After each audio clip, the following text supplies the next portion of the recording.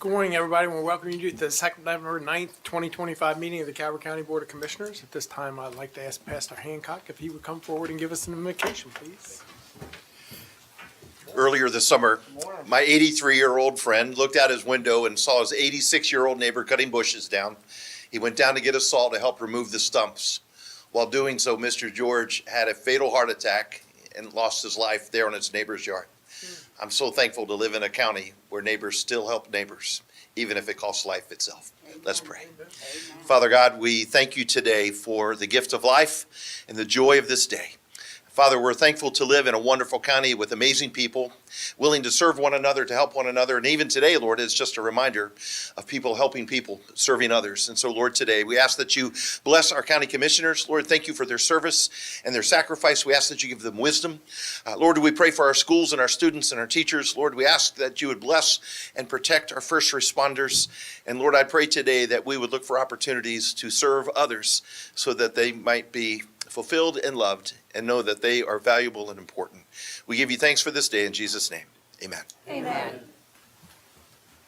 I pledge allegiance to the flag of the United States of America and to the republic for which it stands, one nation, under God, indivisible, with liberty and justice for all. Thank you. Thank you, Pastor Hancock. We appreciate you coming in and joining us today. Thank you, sir. Next item on the agenda is approve the agenda and any corrections or additions to the agenda as presented. I don't believe so. I move that we approve and adopt the agenda submitted. Second. I have a motion and a second to approve the agenda. Is there any discussion on that motion? Hearing none. All those in favor say aye. Aye. Opposed? The motion carries. I do have some public service announcements today. I do want to start off with yesterday. We had some misinformation that got out about our 85 Main Street project. So we just want to clear up any confusion and share the facts about 85 Main Street project in Prince Frederick, which will provide a homeless day program and emergency shelter. Calvert County first received an $800,000 community development block grant in 2023. Of that, just over $625,000 was used to purchase the property at 85 Main Street by Community Resources. Then we applied for additional funding. In 2024, the Maryland Department of Housing and Community Development awarded us another $574,318. Combined, that brings the total grant funding to the project just over $1.37 million. All of the remaining funds are dedicated to design and construction. We're working with Zavos Architecture, a firm new to working with the county on project design. Once we finalize that design, we will build out the construction work and then hold a public hearing to share the construction schedule with the community. Calvert County government is fully compliant with federal grant rules. Our work is monitored by the state, and all spending is reviewed to ensure accountability and the proper use of funds. Thank you. The next item we're going to talk about is National Suicide Prevention Month. This month we are observing this and it's all month long. It's a mental health advocates, prevention organizers, survivors, allies, and community members unite to promote suicide prevention awareness. Calvert County has many resources available to help. Please contact the Calvert County Health Department at 410-535-3079, extension 6, or you can visit calvertcountymaryland.gov/suicide prevention. The suicide and crisis line in Calvert County is 988. As most of you know, we do have issues at certain times at the bridge at Solomon's where people try to take their lives. I just want to make people aware that there are lots of resources out here. If you have issues, if you know of someone that has issues, please reach out. We want to help as best we can, so please. Also, this Thursday marks the 24th year since the 9/11 attack in New York. Please remember that 2,977 victims. Please remember those 2,977 victims, their loved ones and families, and resolve to never forget the brave first responders who risked their lives and all the individuals who made the ultimate sacrifice. You know, that day in New York, it's one of those events where you always remember where you were. No matter how long I live, I'm going to remember exactly where I was when I first was told what happened. And it's just one of those events that changed this country that day. And, as a volunteer fireman, that day, we lost over 300 firemen in one day, in one event. It's just unimaginable what happened that day, and we just can never forget. Just never. The last thing under public service announcements today is our animal shelter pet of the week.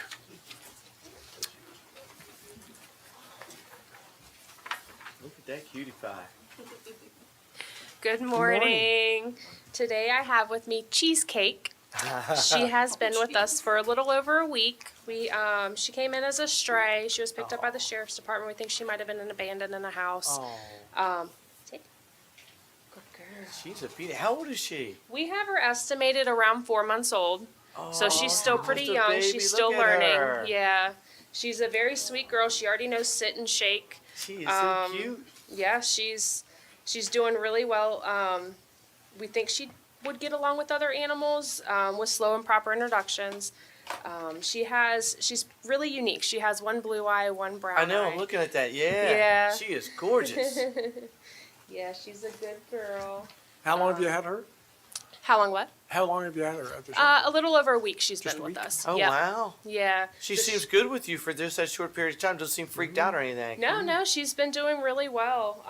And she does really well in her kennel. She's pretty calm. She's not quite housebroken yet. She still has messes a little bit here and there, Yeah. but she's a puppy, so she's in that learning stage. She will be available to go home on Friday. She gets spayed on Thursday. I was gonna ask if you guys had. Yep, she'll be spayed Yeah. on Thursday, and then she'll go home. She'll be available to leave on She Friday. is But gorgeous. she can have meet and greets at any time. She can still meet with people. How much bigger will she get? We're not too sure. I'd say, I was looking at her I paws. don't know, maybe she's gonna grow a little bit more. I mean, she's only 4 months Yeah. old, but with her being spayed sooner too, it might stump it a little bit. But yeah, she's, I don't know, maybe another 15, 20 pounds. Marty, she's looking at you. Start calling you the dog whisperer. Marty's ignoring her. And I would like to say we did really well for the August Clear the Shelters. Oh, good. We had 84 adoptions, Wow. which is 20 more than last August. Oh, good. How is So- the population over there now? We're doing okay. I mean, it's as soon as we dwindle down, we fill right back up. So, but we're not doing too bad right at the moment. We still have quite a few kittens, which I'm kind of surprised about. Usually they go pretty quick, but She is just gorgeous. Boy, there's no way she's gonna last long there. yeah. And it wasn't too long ago we actually finally adopted out our last 2024 animal, like the animal that came in 2024, left a couple months ago. So yeah, we like to. I know. Try I to know. get all She those is out. so cute. She My is. God. Oh, my So if God. you're interested in cheesecake or any others, cats, dogs, we have a couple. We have a rabbit and a couple guinea pigs. Come on down to the shelter. Check out our website at calvertcountyanimalshelter.gov. Still got that rooster? He got adopted. Wow. Yes, he Okay. finally got adopted. So we just have our barn cat in the barn at the moment. So Marty, you've been Marty, See, how do you look, turn she's that been down? Look watching at you. that. Look at that baby. Just came and sat right and looked at you. Look at that. here. Huh? Look at that. Marty, just take the leash and go on. Call it half day today. Just take the leash and go, man. You can't. How do you turn that down? Look at this. See, look. You can always drop them off at Mike's house. I swear if I had a farm, you're Aw, look see? at see, Marty, see. Yeah. Marty, you've been chosen. There's nothing you can do about it. All right, he'll be free adoption until we meet again. Which is, I think, another 2 weeks. Yes. 2 weeks? All right. 30th, yep. Yeah. She is gorgeous. My Yes, God. she is. So come on down and adopt Cheesecake or somebody Anything else? Yeah. Great. All right. Thank See you. Thank you. you. Thank you. So the next item on the agenda is new business. Office of the County Administrator update to the Board of County Commissioners on 2025 real property tax bill process. Good morning, Madam Treasurer. Good morning. County Administrator. Good morning.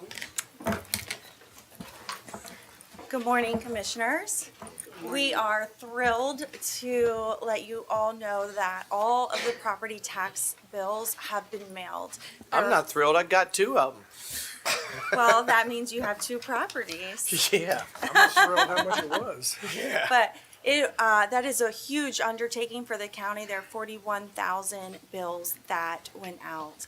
There were a couple of delays in the process, and we understand that, but the Calvert County residents have been absolutely wonderful in just being patient with us, because it was just so important to us that once the bills did go out, that, the numbers were good, and now they can start making payments. So the bills were available online on August 15th, and then available August 25th. The week of August 25th, they were put in the mail. If anyone's ready to make payment, the citizens are welcome to contact the treasurer's office. We are available by phone, email, and in person.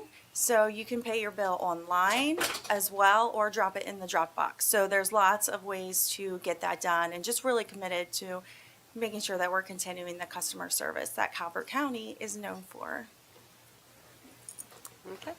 Linda Turner, County Administrator. We just want to walk through a couple of the tax bill process steps that were experienced this year.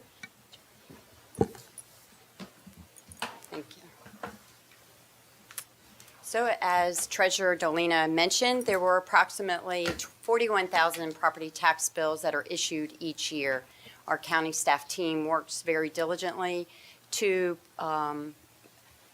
work through the process, which is a coordinated effort with state, county, and municipal partners. This includes the State Department of Assessments and Taxation. We receive a report every year at the beginning of July. This information is used to produce our tax bills so that we can print them out and mail them out to the residents. We received this report on July 3rd this year, which was the day before the holiday, and it began processing on July 7th. I just want to mention this year we had our system upgrade for tax billing purposes. It was an upgrade, according to TS, that had been delayed for a couple years. So we moved forward with this upgrade, and they had been working for many, many months on this upgrade. So when we received the SDAT report, it was uploaded into this new system upgrade, and we began immediately experiencing error codes. So one of the issues with that were having to resolve those error codes, which did take time. The tax bills were, as Treasurer Dolina, available to all residents online at the middle of August, and then the printed bills were put into the mail. So just touching upon some of the challenges. So the vendor issues. So the system upgrade was one issue, receiving multiple error codes. The other was the service level agreements were not met by the vendor. This means that in our contract, we assign a ticket, and they have a certain period of time to address each error. They did not meet those service level agreements, and that caused pretty much some of the delays. In addition, the printing and mailing vendor that we utilized, they did not, they kept returning our document back to us that we had uploaded to them. They were unable to print the bills, so there was a integration issue between our tax billing system and the printing and mailing company. Some of the bills, as a result, were returned to us undeliverable, which meant that we had to take additional staff time to put them back out into the mail. In addition, there was an insert included into the tax bill. As you know, there is a review process that we go through here in county government to ensure the quality of documents are sent out to our residents. There was one document that had been issued to the printer that they had included, which was an error, and we have since corrected that document, and it's now available at the treasurer's office window, and it's also available online. So we apologize to the residents for that erroneous document being sent to them with their tax bills. On this page, so obviously I understand, mailed out to the resident, but what about customers taxpayers that have it through their mortgage? So are their banks getting notified electronically, Are they waiting on the mail system as well?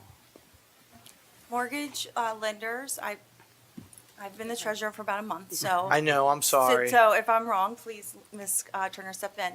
But mortgage lenders are notified electronically, and then they also remit to us electronically. So that's a really great system that So they don't saves get up our time. delays?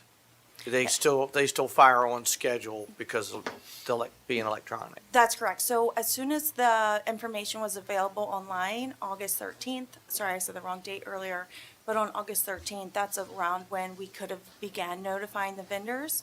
And I did want to clarify that the time frame of receiving and starting the input on July 7th, it might seem really long to someone who is not inside this process, but we are uploading and testing and correcting, and it is not just we get information and send it right back out from the state. There are a lot of steps that need to be done in between on our end, and, we were making sure that those get done. Thank you. Sure. So the list of challenges is just a way to say the county team still was working very hard to work through each of these challenges. It was just to provide an explanation to our residents of what we were experiencing. It is not the quality that we expect from our county team, and we will do better. So what steps have we taken to ensure that we have corrected these? So our team has already met, the entire county team met to have a debrief about what it was experienced this year. We've developed a timeline moving forward, as well as implemented some practice steps with the new system so that moving forward next year, the date that we're working towards will be July 31st. And that will be the date that we want all bills mailed to residents next year. So we're working at that end date and working backwards so that we'll be working collectively as a team. And we also have a couple recommendations, or at least one major recommendation for the commissioners to consider. Okay, thank you. You're welcome. So some of the key messages, we have received some feedback. The property tax rate does remain unchanged this year. The potential increases in tax bills were due to property reassessments by the State Department of Assessments and Taxation, and Calvert ranks 17th lowest in Maryland for property tax rates. So Linda, this is a good message here because as you, everyone knew, District 2 got reassessed, but it is some of District 3 also. Yes, you can notice on the chart, we're broken into 3 areas, 1, 2, and 3. And Area 1 includes District 2 and parts of District 3. Area 2 includes District 3 and parts of District 2. And Area 3 is District 1 and parts of District 2. Thank you for that. Yeah, thank you. I think that you asked a really good question, and one we're getting from a lot of residents as well. And when your area does get reassessed, that reassessment is broken up into 3 years. So you will get a third of the reassessment in year 1, a third in year 2, and a third in year 3. So if you see this and think, oh I'm in District 1, I wasn't necessarily, reassessed. Why is it going up? It is divided. So in the chart, you'll see, for example, Area 3, District 1 and parts of 2, the reassessment 2024 through 2027. So as part of the process, it does go up each year because they divide it by 3. Do you get a report from the state? Because obviously the state handles all the stats, but do you get a report like percentage-wise per the jurisdictions? I mean, I know everybody's been feeling it. Easiest way to generate money is, hey, everybody's house is worth this. I mean, speaking alone, I don't think anything I see is worth what they say it is. I mean, I'm sorry, that's just my personal thing there. But is it like used to always be? If you lived in Montgomery County or something like that, you knew property values, but they didn't used to kick the rural areas the way they're kicking them. Do you get a report to see like what percentage, like Calvert County? It used to be you could almost set your watch. Everybody's stuff would go up about 3%. Man, those are the good old days now. I mean, these rates are off the chain. I mean, do we get anything back from the state to go, well, they assessed us maybe an average of 6% more than the last time they did, where this place was at? I mean, is there any information whatsoever of why we were so aggressively assessed? I would have to research what they are putting out online because, as you mentioned, all of these assessments are coming from the state. They are not county-generated Right. assessments. But looking at the percentages, I recommend if any, it's publicly available on the SDAT login. You can pull up your home, and in there, it will say if you have applied for the homestead tax credit, that will cap your assessment at 10%. So if you haven't filled out that tax credit, you can do it online or stop by the treasurer's office and we'll be able to help you just to get that in. So hopefully, as they are doing some of these, the state is doing some of these larger assessments, we can make sure to help everyone cap that if needed. But still, even 10% is insane.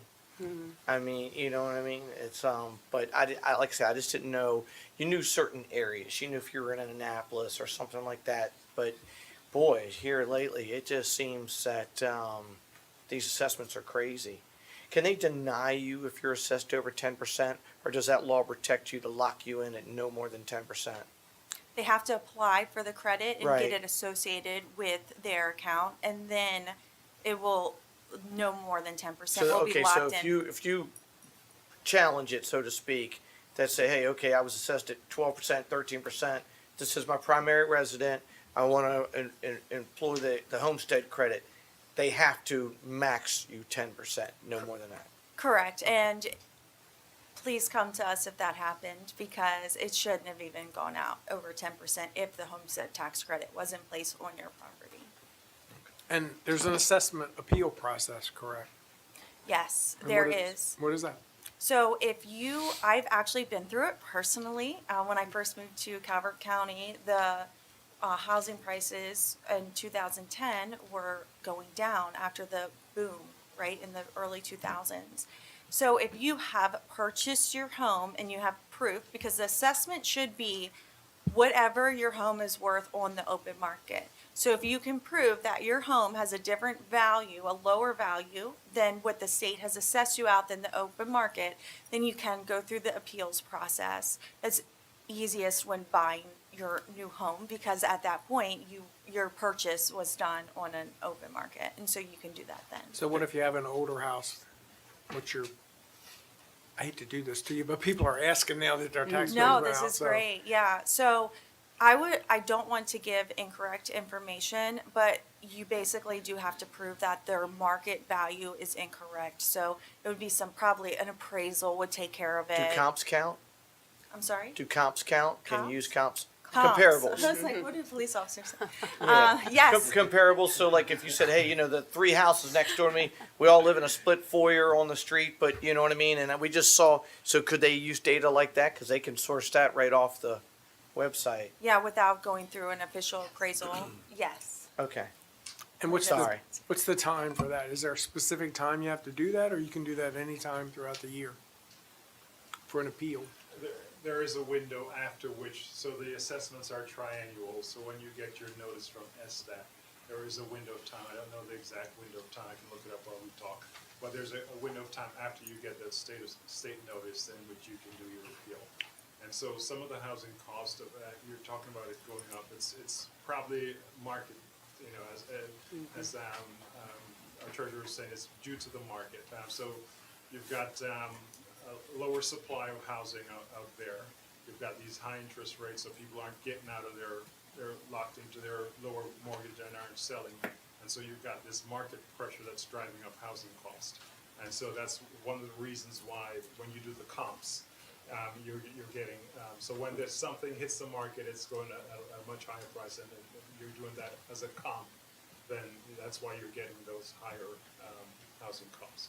Well, I'm curious too, because with COVID, you could live anywhere. Once people started working from home, you could live anywhere and still do your job. And now with people going back in, are we gonna see the market change again? Because people are like, I'm not making that long commute, I'll move closer to the job. So, I'm not an economist, but I would bet the market will change when the interest rate drops. Yeah. I think that's what Agree. we're really waiting for. So we should, on our website, make sure we highlight the homestead process and the appeals process for people that are asking. Yes, sir. Is They the- did make a big jump. Oh, it did. Is the homestead tax process an arduous process? No, We can do it. It's basically one piece One of paper, one page to fill out.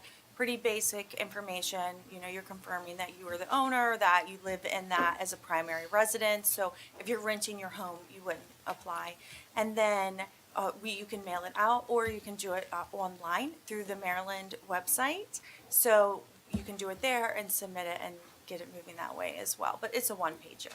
Thank you. So for future planning, I mentioned earlier, the county team has already met with the treasurer's office team to debrief the efforts that we went through for this tax billing season. We've established a timeline moving forward, again, with the target mailing date of July 31st of 2026. We're going to continue our focus on efficiency, accuracy, and transparency in the tax billing process. We're fielding calls daily and emails, and we're responding as quickly as we can to residents' concerns.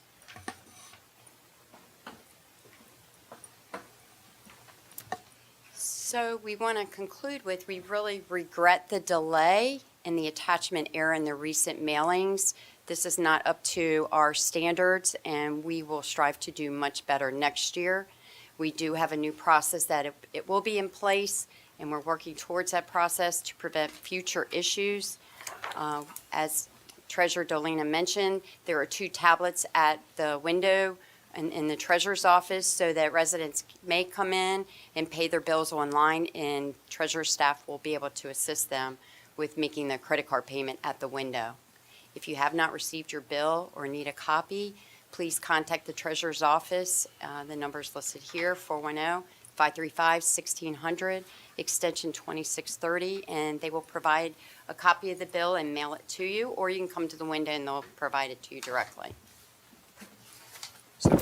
Some people that have called have complained that, last year there was some slippage and then this year it got worse. So they see it as a trend. So they're just a little concerned about what's going on in the process, so. Yes, sir. So last year, the tax bills were in the mail by August 14th. This year, they were available online by the 13th, but they were not in the mail until August 25th. So there was a significant delay, and we accept responsibility for that. We will do better next year. And the law doesn't allow us to extend the payment deadline. Does The law not. sets the date when it has to be paid. September 30th is the date, correct? Right. And people, especially when you get significant increases, need to have some time to allow for that. I think that's why it's so important that we get this out sooner rather than later. Yes, sir. And one of the recommendations, since Treasurer Dolina and I are new to our positions, with the Deputy County Administrator, McGibbon, we've discussed that it would be streamline the process significantly if we could put the entire tax billing process under one office. And the treasurer has requested that the tax billing be under her office from cradle to grave. So that would include all of the preparations for the tax bills and collecting the payments. So we're requesting before the board that we consolidate this effort. Very good. And we're gonna change vendors, right? Oh, yes, sir. So we've already met with the procurement, or actually the deputy director for operations. We're going to issue a new procurement for our producing and mailing the tax bills for next year. So we've clearly documented the missteps this year, and we will move forward with a new vendor next year. Well, in spite of the bumps along the way, and I'm one of those that pays my bill, out of the family budget, in spite of that, I think the public also needs to know that we have learned a lot from this, and what will be put in place will be far superior to anything that they've dealt with in the past. And I think getting from cradle to grave in the treasurer's office is a very good idea. I think as the short amount of time you've been here, Treasurer Dolina, you've come up with some very good suggestions, and I think it's been a learning time for all of us. So it'll be better next year, and I'm going to pay my bill. Thank you. Thank you. If I could kick my own butt, I would. But When I saw my bill, I about had a heart attack. And Frank, who never gets upset about anything, he was like, "Are you kidding me? Oh my God, I hope those interest rates go down. Maryland is getting zapped." Yes. But thank you all for what you're doing. Thank you. Thank you. We appreciate your Thank you very support. much. Thank you. Thank Thank you. Any motion? Can we get a motion? Oh. Just So I wait. move that we approve the consolidation of the tax bill function within the treasurer's office and implement that transition before the next tax cycle. Second. Have a motion and a second. Is there any discussion on that motion? Hearing none. All those in favor say aye. Aye. Opposed? Motion carries. Thank you very much. Thank you, Commissioners. Thank you.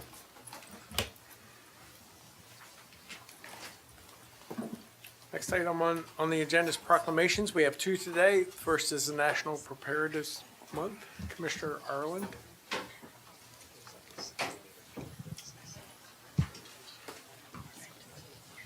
Good morning, sir. If you would please come forward and tell us about your department and what National Preparedness Month means to you. Good morning, Mike Grierson, Emergency Manager. Thank you for acknowledging National Preparedness Month. I think one of the best things I could do is remind our citizens a couple of tools that Calvert has available for them for preparedness. If you Google Calvert Preparedness, it will send you to the county's webpage under Public Safety to Emergency Management with a couple of tools that are available there. The first is Calvert Alert. And I know you've heard me talk about it, but it's always worth mentioning. You can go there and manage this yourself. You can set up an account. It will let you get notifications for storm warnings. It'll let you get road closures if you like. It'll let you get, if you're under county public water and sewer, it will let you know if something happens there and they're working on the system. A great tool. And you can set it up to be quiet if you like. If you don't want to get interrupted at night, that's up to you, but you can set that up yourself. It's one of the great tools we have for notifications. The second that we have is called Calvert Prepared app, and it's also right there next to it on the web page where you can set that up, and it gives you a bunch of great information on what you need to do to prepare. Based on the type of incident that you may be concerned about, it'll tell you what you need to put together, what you need to think about when you're ready to get prepared for that. So again, I appreciate the opportunity to just mention that to our citizens and go take a look there. My only drawback is I have it on both phones and they both all go off at the same time because I have to constantly pay attention to it. And I always have both of my phones that I have to look at that to make sure when they come through. Other than that, I'd like to let staff just go ahead and introduce themselves as well. And of course, it's the staff behind me who keeps and makes sure that those continue to work and that they're available. And if you do have problems online trying to get those to work, know that you can call our office. The phone number is right there. And you can call, and the staff behind me will make sure that they get in there and set it up for you and make sure that it works for you properly. Absolutely. Thank you, Thank sir. Come on forward.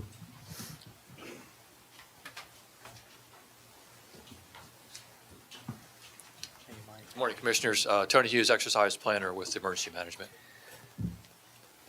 Good morning, Commissioners. Kara Buckmaster, Emergency Management Specialist. Good morning, Stacy O'Donnell, Hazard Mitigation Specialist. Kim Gott, the Office Assistant. Good morning, Colton Townsbury, Emergency Management Analyst. Crystal Dowd, Deputy Director for Public Safety. I just want to thank all of them for their hard work, and just a reminder for the public that it's everyone's responsibility to prepare for emergencies, and we have a ton of resources on the website, so please check those out. So, Crystal, real quick, with hurricane season upon us, do you want to say anything about that as well? Yes, we have our resident weatherman, Mike Grierson. he watches our HURAVAC system. He coordinates with the state for resources, and they are often drilling and coordinating with them to make sure that we are informed and prepared for any type of emergency. Okay, thank you. I just want to thank you all for doing what you do. It is extremely important. And like I said, one of the biggest threats I guess we have in our county is, since we are surrounded by water, is during hurricane season, we do have to worry about flooding and evacuations and that type of thing, particularly in our low-lying areas and some of these communities. Our waterfront, Cove Point, Neal State, Long Beach, Calvert Beach, the whole area there. But we appreciate everything you guys do to help keep us safe and help keep us prepared. I'll read the proclamation. Whereas emergency preparedness is a shared responsibility of the entire nation, every community, business, family, and individual has a role in planning and preparing for emergencies and disasters of all kinds. And whereas National Preparedness Month is observed each September and provides an opportunity to highlight the important role of citizens as they prepare for emergencies in their homes, businesses, schools, and communities. This nationwide observance encourages all Americans to learn more ways to prepare for all types of emergencies, from natural disasters to potential terrorist attacks. Whereas the United States Department of Homeland Security Federal Emergency Management Agency urges all Americans to observe National Preparedness Month by taking time to build an emergency supply kit, make a family emergency plan, be informed about different threats and their appropriate responses, and get involved in preparing their community. Whereas Maryland recognizes the importance of preparing for potential emergencies and is proud to observe the month with appropriate events, preparedness information, and activities. Now therefore be it proclaimed by the Board of County Commissioners of Calvert County that the month of September 2025 be known as Calvert County Preparedness Month. Be it further proclaimed that all citizens are urged to join with the Calvert County Department of Public Safety, Division of Emergency Management, in carrying the message of preparedness to the community. Given under our hands and seal this 9th day of September 2025, signed by all five.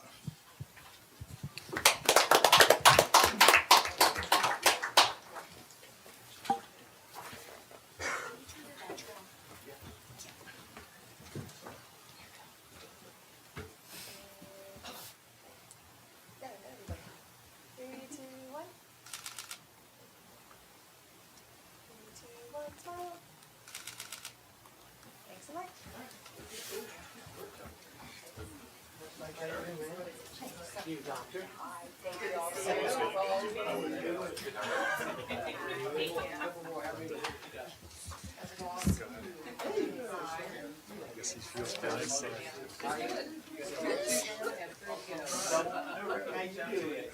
Loses Nicole.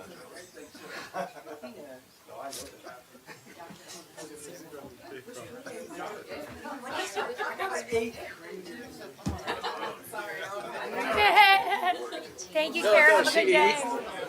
Hi, Crystal. See you in a little bit. Have a good day. See ya. Bye, Kimmy.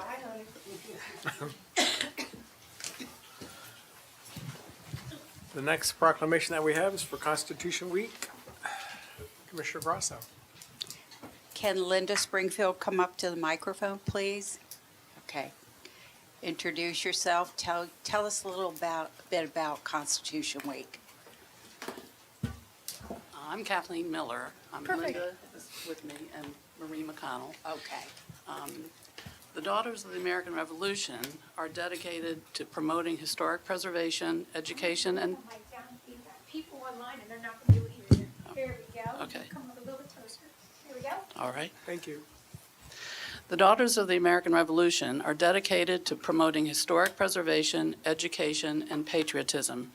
All of these missions are reflected in our work to promote the observation of Constitution Week. Being a scientist myself and not a historian, I learn new things in DAR every time I prepare for an event such as today. 70 years ago, in 1955, President Dwight Eisenhower wrote the following proclamation, which I quote here in part. On September 17, 1787, the delegates to the Federal Convention in Philadelphia met for the last time and approved these familiar words, which is the preamble to the Constitution, now enshrined not only in our nation's basic instrument of government, but also in the hearts of our citizenry. Led by George Washington, the President of the Convention, the great majority of the delegates signed the newly drafted Constitution. Now in this day of instant electronic communication and action, imagine this happening. Remember, we're talking about the year 1787. President Eisenhower continued. On the following day, their secretary set off for New York by stagecoach to deliver the document to the United States in Congress there assembled. Within a week, the proposed Constitution had been printed and circulated in both Pennsylvania and New York, and the great principles by which our country still is governed have been dispatched or carried home by delegates from other states as well. On September 28, 1787, the Congress resolved to transmit the draft text officially to the states of the Confederation for action.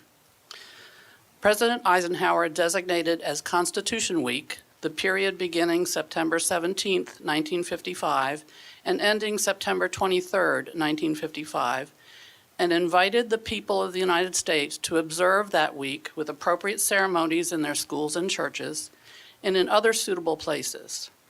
Let us give thanks for the wisdom of those statesmen of 1787 who labored to decide the fate of Republican government. Thank you. Come on up. Y'all want to introduce yourselves first? I'm Linda Springfield. I'm the committee chair for Constitution Week. I'm Marie McConnell, member of the John Hanson DAR. What activities do you all have planned for Constitution Week? Well, in addition to providing this proclamation to one of the schools, we always do an exhibit at the library. So you'll see we have one of the large exhibit displays at the library with Constitution information and photographs and education for the public. Yeah, we're actually lucky because a lot of areas in the country, they're not allowed to do displays in their libraries for Constitution Week, yeah. And yesterday I actually gave pencils with Constitution, copies of the Constitution to the schools and for the high schools that were going to be delivered to the high schools for their classrooms. Thank you all very much. Okay, I'll read the proclamation. Whereas Constitution Week is celebrated annually during the week of September 17th through the 23rd to commemorate the history and importance of the United States Constitution and to bring attention to how it serves still today. And whereas this celebration of the Constitution was initiated by the Daughters of the American Revolution, and whereas in 1955, the DAR petitioned Congress to set aside September 17th through the 23rd annually for observance of Constitution Week, and the resolution was later adopted by the U.S. Congress and signed into public law on August 2nd, 1956 by President Dwight D. Eisenhower. And whereas the aims of Constitution Week celebration are to emphasize citizens' responsibilities for protecting and defending the Constitution, inform people that the Constitution is the basis for America's great heritage and the foundation for our way of life, and encourage the study of the historical events which led to the framing of the Constitution in September 1787. Now therefore be it proclaimed by the Board of County Commissioners of Calvert County recognizes Constitution Week and the significant contributions of the John Hanson chapter of the National Society Daughters of the American Revolution. Be it further proclaimed that the Board of County Commissioners expresses gratitude to the DAR for their enduring commitment to preserving the Constitution and promoting its study and understanding among all citizens. Given under our hands and sealed this 9th day of September 2025, signed by all 5 county commissioners. Thank you all. Thank you.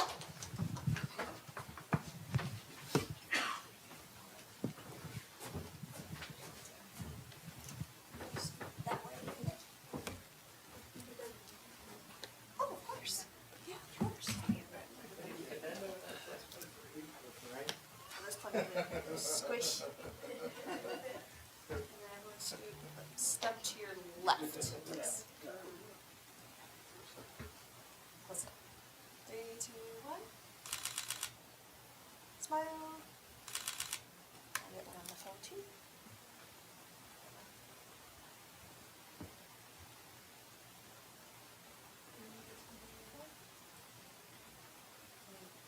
We'll go with this one.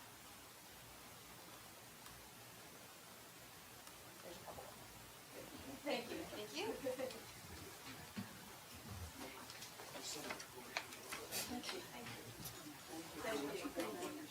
should ask Buddy. He was actually there when they signed that, so Buddy could give us some stories.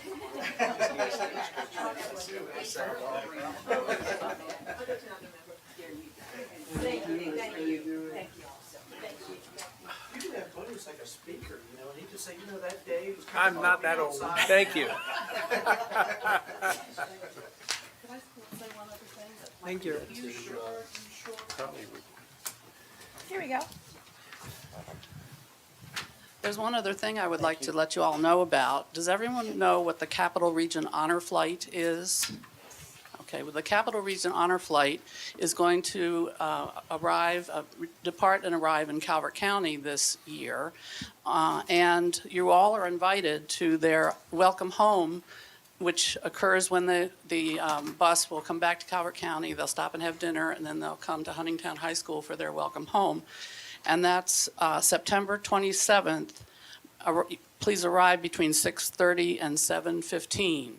And everyone, and spread the word in the county. We want everybody cheering and welcoming our veterans home.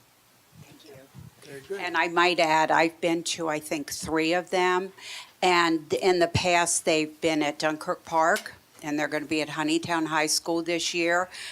It means so much to our veterans when we're there, and we really pull a big crowd with flags and cheering them on and speaking, and they're treated so well, and they feel so appreciated and so loved.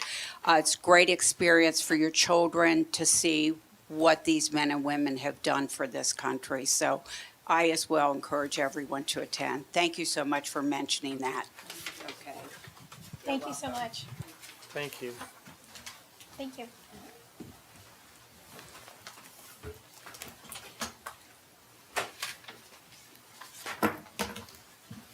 Next item on the agenda, we have one appointment today. Good morning, Commissioners. Linda Turner, County Administrator. This morning, we have the Employee Recognition Committee. I just want to mention, this committee exists to celebrate and publicly recognize Calvert County government employees who demonstrate excellence in their work, whether through outstanding individual performance, exceptional teamwork, innovative cost-saving efforts, or positive contributions to public service. The committee highlights those who go above and beyond. So with that, we are proud to recommend to the board the following. Reappoint Laura Kent, Ashley Wilkerson, and Wes Lapre, and appoint Izumi Kawakami, Emily Shreves, Nicole Harrington, Sherry Moran, Amy Idle, Nola Formie Duvall, Aaron Ward, James Lee, Kelly Holtzberger, and Lisa Krebs. Following these appointments, there will be 3 remaining vacancies for this committee. Thank you. Mr. President, I move that we appoint Laura Kent, Ashley Wilkerson, Wes Lapre, and appoint Zuma Kawai Kami, Emily Shreves, Nicole Harrington, Sarah Moran, Amy Otto, Noah Formally Duvall, Aaron Ward, James Lee, Kelly Holzberger, and Lisa Krebs. Second. I have a motion and a second. Is there any discussion on that motion? Hearing none. All those in favor say aye. Aye. Opposed? Motion carries. Thank you very much. Thank you.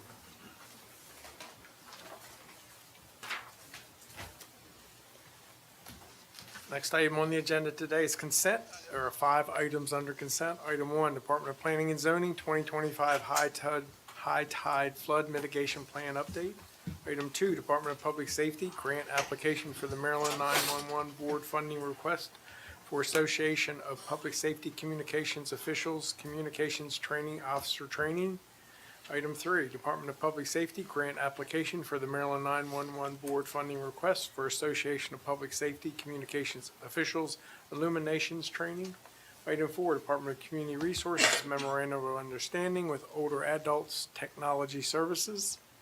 Item 5, Department of Public Safety, Maryland Department of Natural Resources Waterway Grant for Solomon's Volunteer Fire Department and Rescue Squad.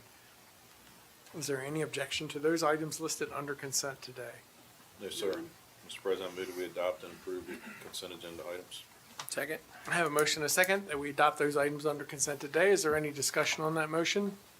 Hearing none. All those in favor say aye. Aye. Opposed? The motion carries. Next item on the agenda is old business. We have one item today, Office of the County Attorney, Poe Acre Open Space Lots subject to an irrevocable covenant. Morning, sir. Morning, Commissioners. John Morning. Norris, County Attorney.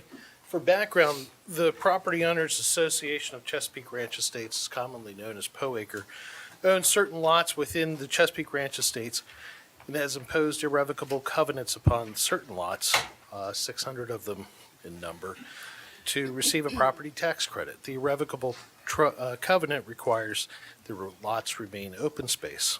Chesapeake Water Company identified a need for additional drinking water infrastructure on 4 lots that would serve 60 residents off of Soundings Road, which is just off Olivet Road, and would serve as a backup to well number 1 for the southern half of their water system. So the Board of County Commissioners agreed on March 2021 to release the declaration of restrictive covenants on those 4 lots. The release was submitted for our review in May of this year.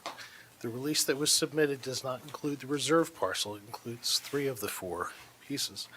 Since 2021, we've also learned there are other restrictions on the property. Those covenants are not being addressed here today. The request is for the board to affirm the 2021 grant of authority for the president to sign the release of open space irrevocable covenants. Happy to answer any questions.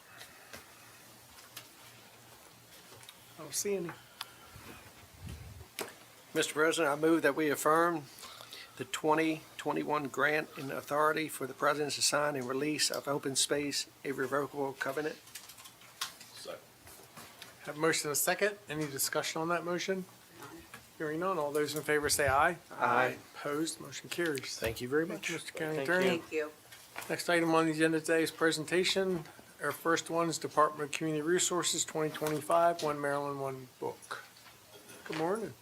Good morning, Commissioners. Morning. Carrie Wilson, Executive Director of Calvert Library. Thank you for letting me be here today to share with you the One Maryland, One Book title. The selection is Kin, Rooted in Hope by Carol Boston Weatherford, and it's illustrated by Jeffrey Boston Weatherford, who's her son. This is the 18th year of One Maryland, One Book. Each year, Maryland Humanities convenes a group of librarians, teachers, authors, and book lovers to choose a title that will offer a shared reading experience around a theme. So this year, the theme is what we collect and what we tell. I thought it was lovely that the pastor mentioned one of the stories about kind of the stories we tell about the place we live. That's going to be the theme of the longest table event, which is on September 16th. Be the stories we tell about being citizens of Calvert County. This 2025 title, Kin, Rooted in Hope, as I mentioned, the art is by Carol's son, Jeffrey. The selection committee thought this title was the best representation of this year's theme, which I've already mentioned. This is what happens when I get off my notes. What we collect and what we tell. It's a collection of verse and illustration about the Weatherfords' ancestors, who were among the founders of Maryland. The poems and illustrations give the ancestors of this mother and son a voice through enslavement, the Civil War, and Reconstruction. So in addition to the longest table event, which is September 16th from 5 to 7 in the courtyard between the courthouses across the street, there'll be a simple meal, conversations in small groups around a long table. It's a lovely event. Commissioner Hantz went last year and is coming this year, and everyone is welcome to come. You can register online. Tickets are either free, $10 a piece. You can sponsor tickets for other people, but there's no barrier to attendance. We've got about a little over half of the seats are spoken for, but there's still room for others if they'd like to come. September 23rd at 6 o'clock at Twin Beaches Branch, there's a program called Discovering Family Roots. And it is a personal journey of one of our librarians who used genealogical resources available through the library to find her biological father. So it's both a neat personal story of reconnecting and finding roots, but also kind of a introduction to what resources the library has for folks who are interested in finding their family histories. And then on the theme of what we collect, there's going to be an antique appraisal roadshow at the library, PF, on September 27th. So there are drop-off times earlier that week, and for a small fee of $10, you can get your items appraised to see if they're worthwhile. And they will be appraised by a professional. The Weatherfords are doing 2 events. One is Wednesday, October 8th. That's, it's going to be titled A Discussion Among Descendants from 1 o'clock to 2 o'clock at CSM's La Plata campus. And then there's going to be an author talk and book signing later that evening at St. Mary's College of Maryland. So there are also book discussions at each of our library locations throughout September and October. And you can find all of those events on the library website, calvertlibrary.info. So I invite each of you to attend, to read the book, to find some way to connect to it. But I have copies for the commissioners and our county administrator. Thank you. Thank you. Thank you. Thank you so much. So how are the libraries, Carrie? The libraries are doing well. We're working on our annual report numbers and circulated. Our circulation is up, our attendance is up. It's a pretty exciting time at the library. Summer reading is over. We hit 3 million minutes of reading this summer. We got a little news announcement from Baltimore County Public Libraries, and they were really pleased with themselves for reading 1 million minutes. So compared to the population of Baltimore County, I think we're doing very well. Doing pretty good. Yeah. Yeah, it's good. Yeah. Any questions for me? There's lots of pictures in this book. There are Thank lots of heavens. pictures in the book. It's a really nice Hart combination doesn't of. like that. He likes all the reading. Yeah, part, yeah, so. you know, the pictures just throw me off, Yeah. you know, I mean, I just get so locked in, you know. And big words. Get Yeah, the- yeah, big words. There are some big words along with the pictures, so depending on whether you like the pictures or the words, yeah. Yeah. Thank you all We very much. appreciate you coming in. Yeah, thank you. Thank you, Carrie. Next item on the agenda is Department of Economic Development, Calvert Health Strategic Plan Update. Good morning, Commissioners. Julie Oberg, Director of Economic Development. I'm very happy today to have Calvert Health here to give you an update on their strategic plan. And today we have with us the President and CEO, Jeremy Bradford, Kasha Sweeney, Vice President of Strategy and Business Development, as well as Larissa Goganzer, Senior Vice President of Operations. So I'd like to invite them to come up to the table.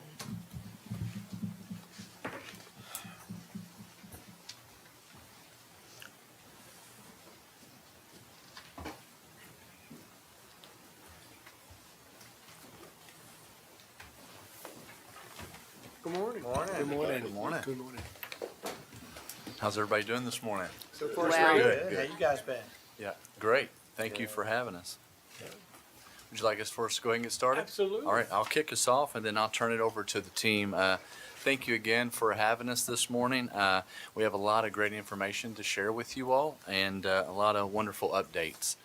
As you heard from Julie, I have to my right Larissa Goganzer, who joined us in November of last year, hit the ground running, doing a great job.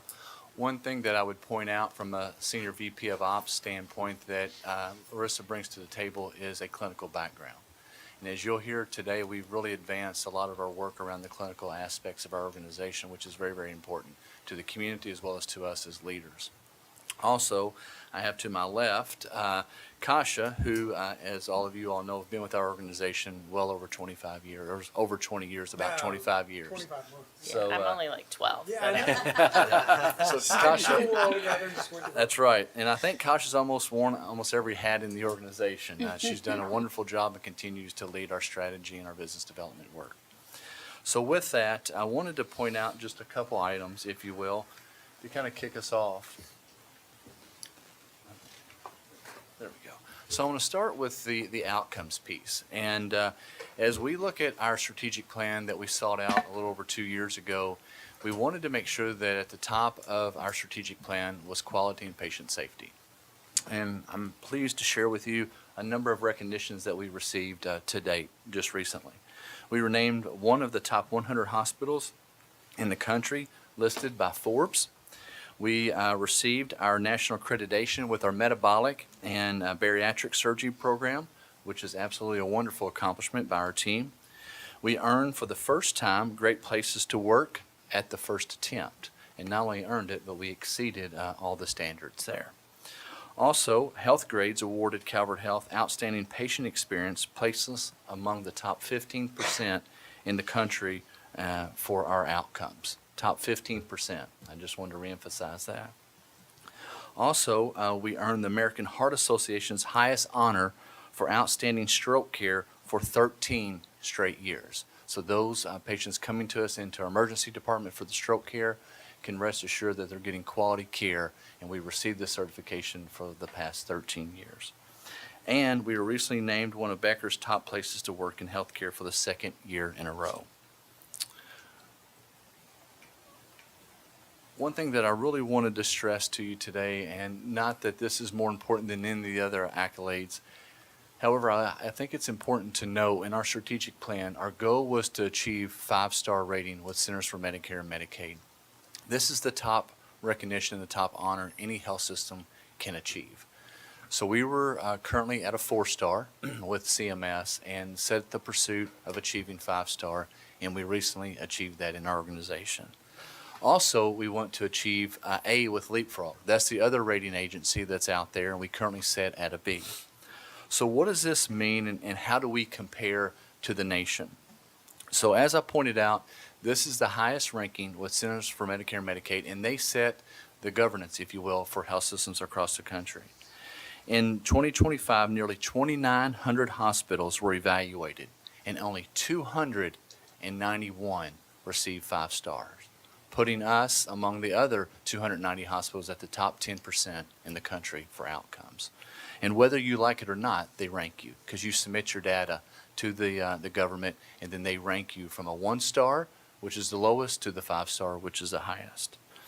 But not only did we achieve the top 10%, but we were the only hospital in Southern Maryland to achieve the 5-star ranking. So very proud of our team, and it's an incredible milestone for our organization. And it shows to you when you have a strategic plan and you have a true north and you know where you're going and you have a roadmap, there's nothing that you can't achieve. And our team has done that. So it's not just the individual sitting before you today, it's the other 1,200 staff members that we have, as well as our physicians and our board and our volunteers and all of our community partners that allowed us to achieve this. So I wanted to make sure that I recognize them as well. Also, I wanted to point out with you, just to kind of put it in perspective for you as far as where we're at with our numbers. So this is FY24 with our clinical outcomes at the hospital, and it's calendar year 24 for our auxiliary. And I pointed out our volunteers. We couldn't do it without our volunteers. We have about 138 volunteers in our organization that make up almost 15,000 hours annually. Time that they give that they don't get paid and they never get back. So that's pretty tremendous, and we could not do it without our volunteers. As well as just to point out to you, about 5,300 admissions in the hospital annually with about 470 deliveries, which that number is increasing. Granted, keep in mind, this is FY24. And our emergency department sees just right under 36,000 visits annually. And then our medical group that Kasha also oversees sees about 85,000 visits annually, and that number continues to grow. And another 48,000 outpatient visits, and right at 3,900 surgical procedures annually in our hospital. So with that, I think it's important to note that as we embark on this work, you're going to hear in the strategic plan, and granted, keep in mind, we're only about halfway through our strategic plan, and we report out annually to our board, and we look at this on a regular basis with our committees. And I think it's important to also recognize the fact of where we're at and where we're going, and Kasha's going to touch on that, so I'd like to turn it over to her for an update. Thank you, Jeremy. So it feels like the last 2 years went very quickly from the last time we were here to talk about embarking on our strategic plan, at which time we reset our mission and vision and core values. So just a reminder, our mission is, of course, to improve the health and well-being of those we serve. And our vision is to be the trusted healthcare leader delivering a lifetime of exceptional care. Our strategic plan has 6 main areas of focus.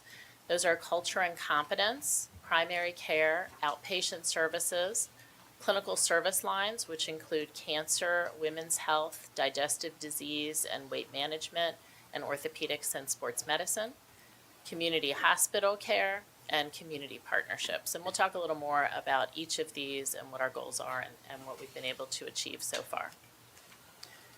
Overall, in that 5-year strategic plan, in those main categories that I just talked about, we had 367 different initiatives that we were embarking upon, and we're about 56% of the way through completion of those initiatives, which puts us really right where we want to be at just coming up on the midpoint of our plan this winter.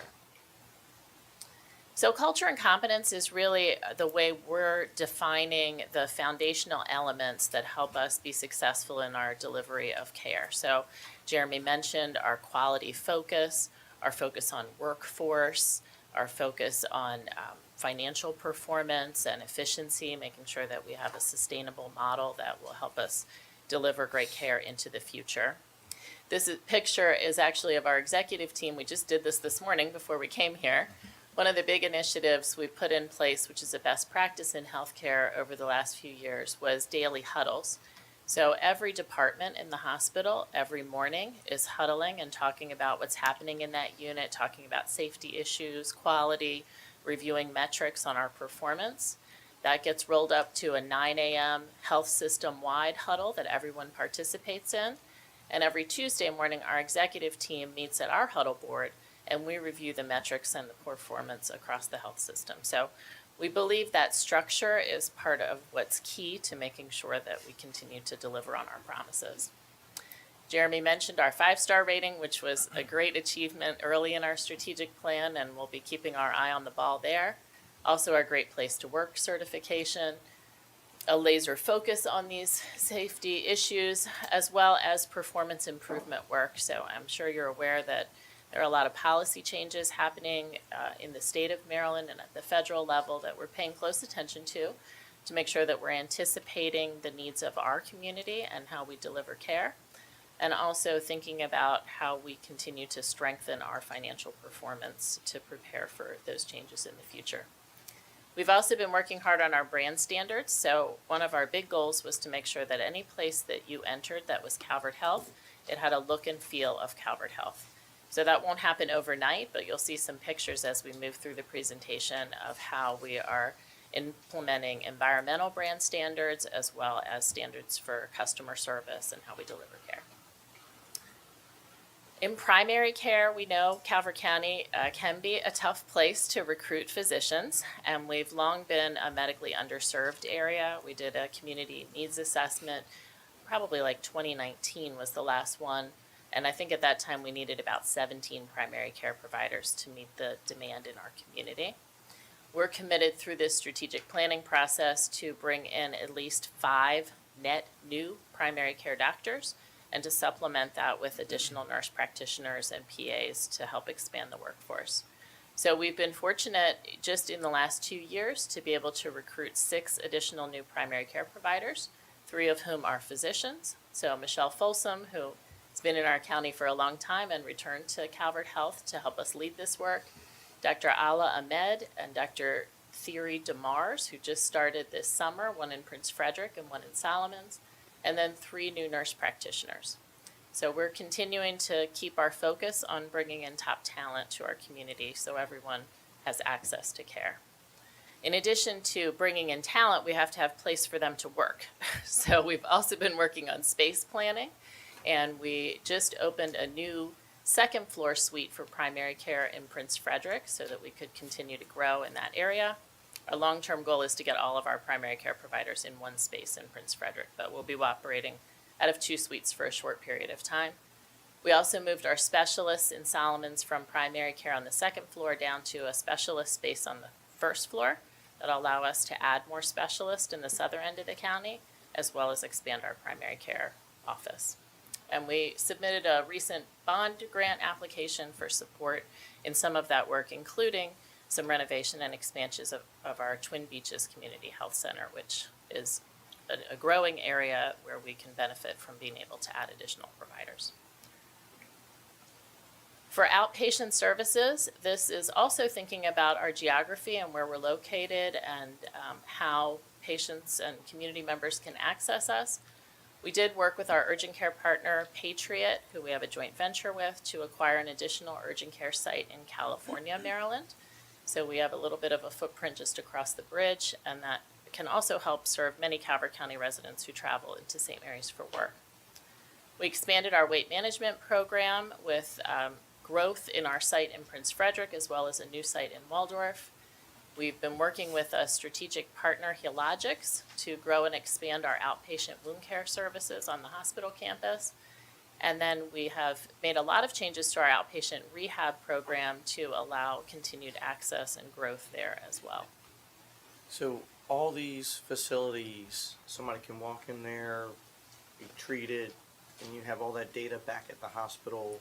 Correct. So it can all kind of work together. Work together, yes. So the urgent care in California is through a joint venture partnership, so they don't have the same medical record that we have at the hospital, but we have really great coordination of care, and we've been working hard with them to make sure that anyone who enters any of the urgent care facilities has a streamlined access to specialists that they may need through our medical Would group. they be able to, because say somebody comes to emergency, be able to talk with somebody at the hospital and kind of, Absolutely. toggle back and forth to where you wouldn't necessarily have to get in the car and go to Prince Frederick, so to speak, or?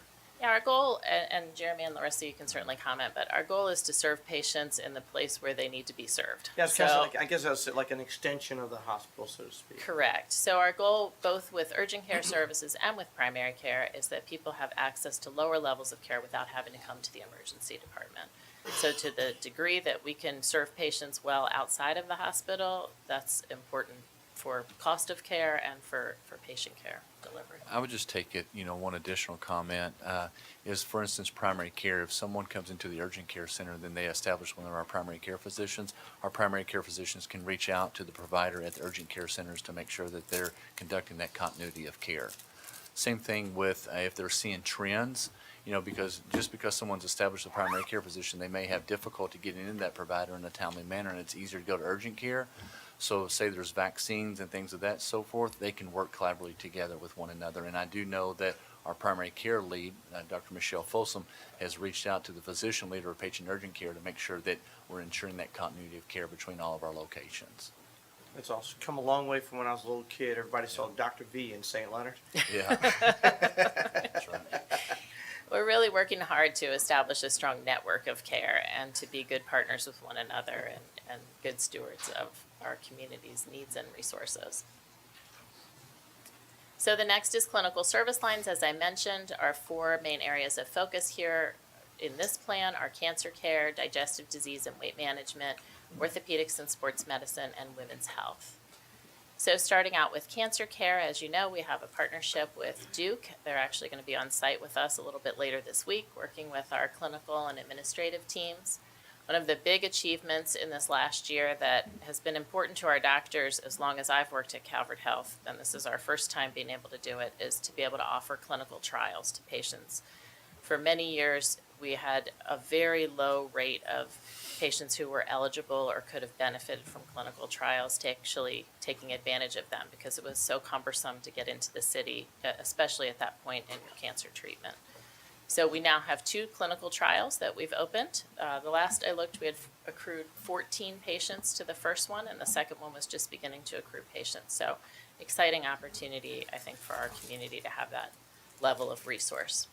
We started a multidisciplinary breast clinic where you can see all your providers at the same time when you have a new cancer diagnosis.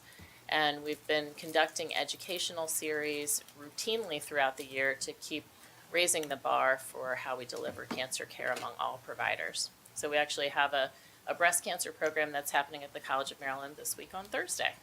So speaking of that, somebody could go there if they thought there was a problem. Could they instantly take that information and send it to the hospital where now that person, instead of them having to go out and, this is shocking information, it's a traumatic day, them on their own having to now, who do I go see, what do I do?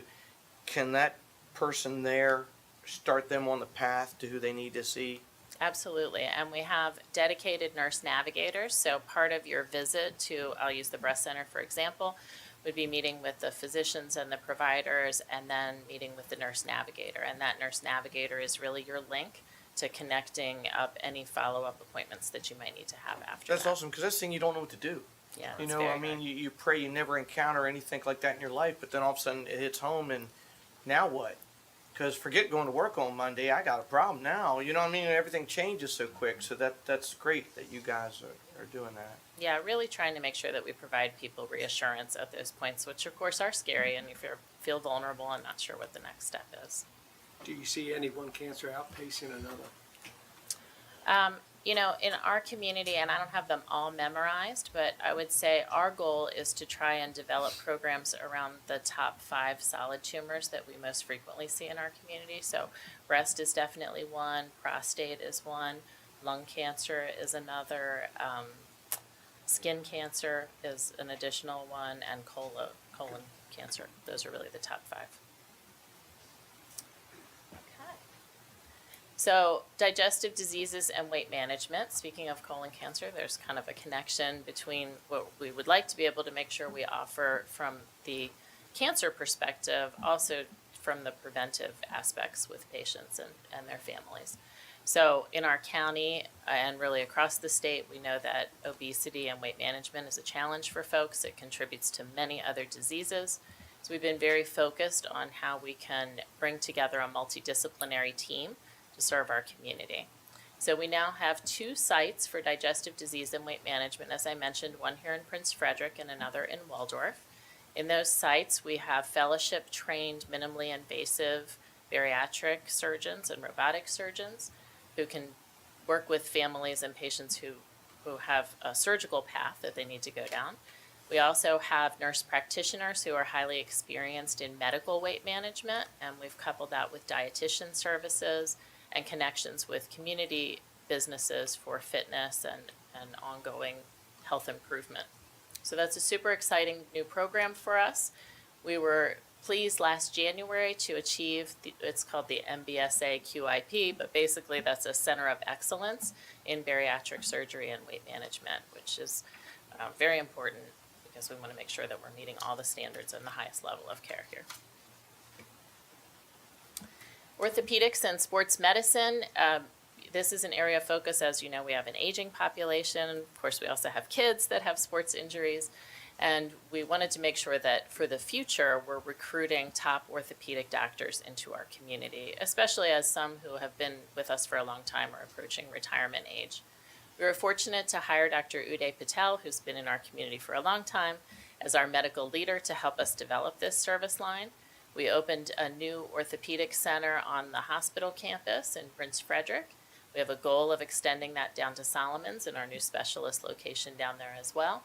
And we've been really focused on recruiting both within our center as well as collaborating with the private practices on recruiting. So we've got a few doctors in the pipeline, and I'm hoping that the next time we come back, we'll be able to say we've been able to bring some additional resources to the county. Well, I can speak from experience. Zach had a knee, and we're in season now. We're in football season.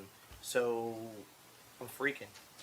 We get the x-ray, we get the MRI. It was a strain, not a tear. So they hooked us right up with the doctor, did everything. His diagnosis was spot on, the time frame, everything. Perfect. Full recovery, game 2, you know what I mean? Good news. But everything was handled right there because, you know, I mean, it was just that much more. It had been a full tear out for the season. So the doctors and nurses, everybody they were spot on. Excellent. So, yeah. That's great news. Yes, my kids are frequent visitors to that orthopedic center also. My other one made a few visits too. Yeah.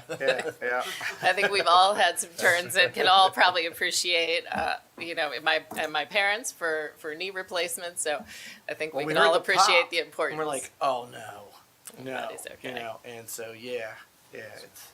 And I think it's also important to recognize that so many patients come in through the emergency department, and not having orthopedic on call is a problem if you don't have the number of physicians. So we're really working hard to take that proactive approach to help the independent practices as well as our physician practice. That's what we did. We went to emergency. That's right. And Miss Katie is the hero. She's awesome. She was one. She goes, "What are you doing?" Yeah. And sent me right down there, and thank you. Yeah, that acting that quickly, because he could have made it so much worse. If he kept. You know how people will walk it off or this, that, and the other. I mean, no, it was the perfect thing that Katie sent us to do, and if it hadn't been for her, and that he easily would have lost the season. Wow. Well, I'm glad he's okay, and I'm glad we were able to help. So our next clinical service line is women's health, and we know that this is important for the whole continuum of women's health care, from obstetrics and labor and delivery through our aging population and the needs of women in that group, as well as for breast cancer, which is certainly tied to this as well. One of the big things that we focused on early in the strategic plan was redesigning our delivery model for obstetrical care. That was important because it's very difficult to recruit OBGYNs, and it's much more difficult if you're working on what has been sort of an older model of care, which those of us who delivered our babies under this love it, because you would see your doctor in the practice and that same doctor would deliver your baby in the hospital, and there was great continuity. But the truth is that's really hard on physicians because they're running back and forth from the practice to the hospital. They're not really able to focus on one aspect of care or the other. So we created a laborist model where we have doctors in the hospital covering just the needs of the hospital, and then we have doctors in the practice. And there are many who go back and forth.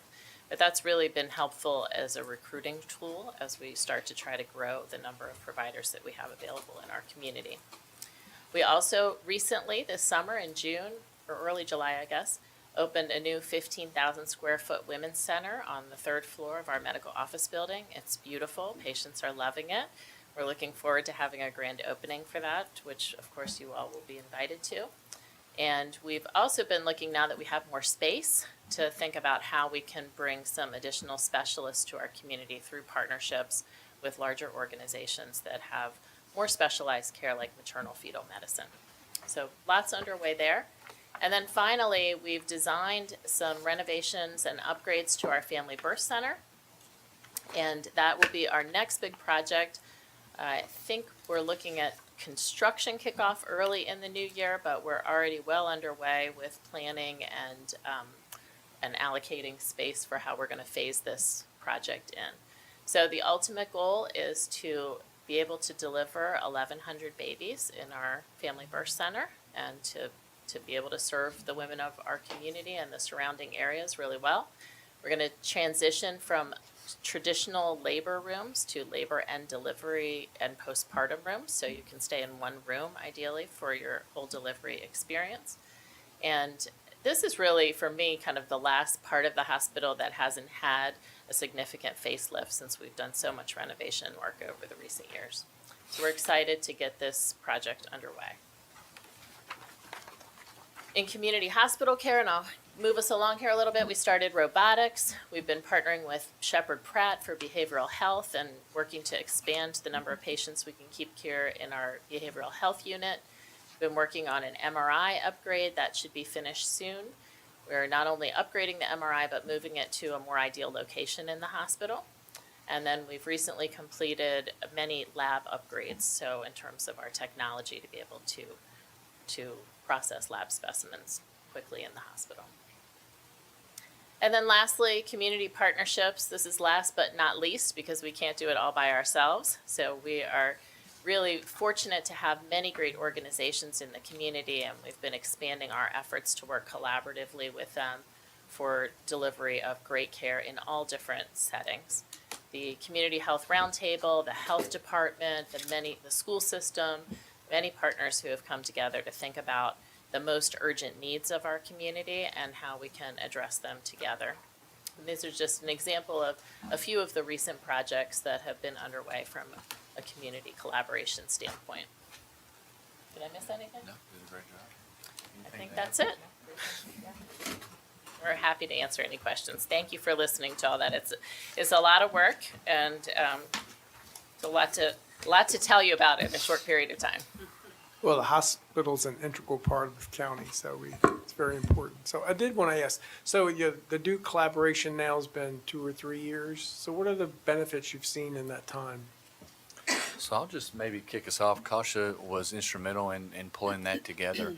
But as you heard on the clinical trials, as well as order sets, a lot of the clinical aspects of our oncology program, the expertise that Duke brings to the table, granted this is coming from a non-clinician, Larissa's a clinician, and we have many other clinicians leading that service line. You couldn't do it. It's so complex without the expertise of what somebody does every single day, such as Duke. And they really complement our team and make sure that we're working hand in hand on the latest technology as well as how we're delivering care. And looking at what I would consider, the investments of the clinical trials, we could not do that independently on our own. You have to align with somebody who has the expertise that Duke brings to the table. So, Kasha, you want to fill in? Anything Yeah, about I mean, that? I would just say, Duke is one of the top 25 national cancer institutes in the country. And so because oncology is such a rapidly changing field, it's, every 6 months, treatments are changing, new medications are being released, new ways of doing things are coming out. To have a partner that helps us stay on top of all of that science and all of that latest thinking is just really a great asset. So they do a lot of work with our nursing teams. When they're here this week, they'll work side by side to look at opportunities for us to continue to improve. When new medications come out, they're the first to tell us, hey, this is coming down the pike. We need to think about how to implement that for patients. And then, of course, clinical research and some of the things that it would not be possible to do on our own. It's great to have a partner. I'd just like to say I see your personnel in the community, whether it's a farmer's market, national night out, whether it's a mental health forum, they're all over the place. You're in the community now more so than I've ever seen the hospital involved in the community. I think that's great. Where's the Solomons location? Is it where the urgent care is? Is that what you're returning Yes, sir. to, the Yeah. special center? Yes. How much growth room do you have in there? Because it sounds like you're putting a lot there. Is there still areas in there, or are you having to go in and revamp to make it work? Or? Yeah, so, hi. For the Solomons building in and of itself, we've had to just rearrange the individuals that are there and continue to invest in that building. But you're right, we have maximized that footprint of where we are for right now. I have a question about colon cancer. Are we seeing more colon cancer in younger people statistically? So I am not a clinician, so I know. Marty Madden's behind me there. So I don't know if I can specifically answer that, but I can say that in recent years, they reduced the screening age from 50 to That 45. 45, And I okay. think that was a result of having seen across the country, not just here, but across the country, earlier stage colon cancers. And they can be aggressive at earlier stages, so it's important that we have resources to screen patients and that we educate people on the importance of that. I was totally stressed about it. I ain't kidding you. I put off, and my kids were just all on me. I was so stressed. I'm not kidding you. And it was the best sleep I've had in years. When they woke me up, I was so upset. I'm like, I got a 20. Somebody let me just sleep a little bit longer. I kid you. I mean, no phones ringing, no nothing. I was so stressed. I mean, and yeah. Of course, poor Carolyn had to deal with all that with me, But yeah, I'm 57. So I guess about 2 or 3 years ago, something like that. 55. Yeah. They just told you were asleep. You talked the whole time. That's probably true. I know I woke up talking. She's like, shh, shh. Because you're close in there with everybody. But I'm not freaked again. We are working on continuing to recruit for additional GI physicians as well. So we know that's an area that we have a little bit of a shortage today, and we want to make sure that, especially as screening guidelines have changed, that we have resources people can get in quickly. The reason why I asked you that is I know that colon cancer is preventable. If death is preventable, caught early.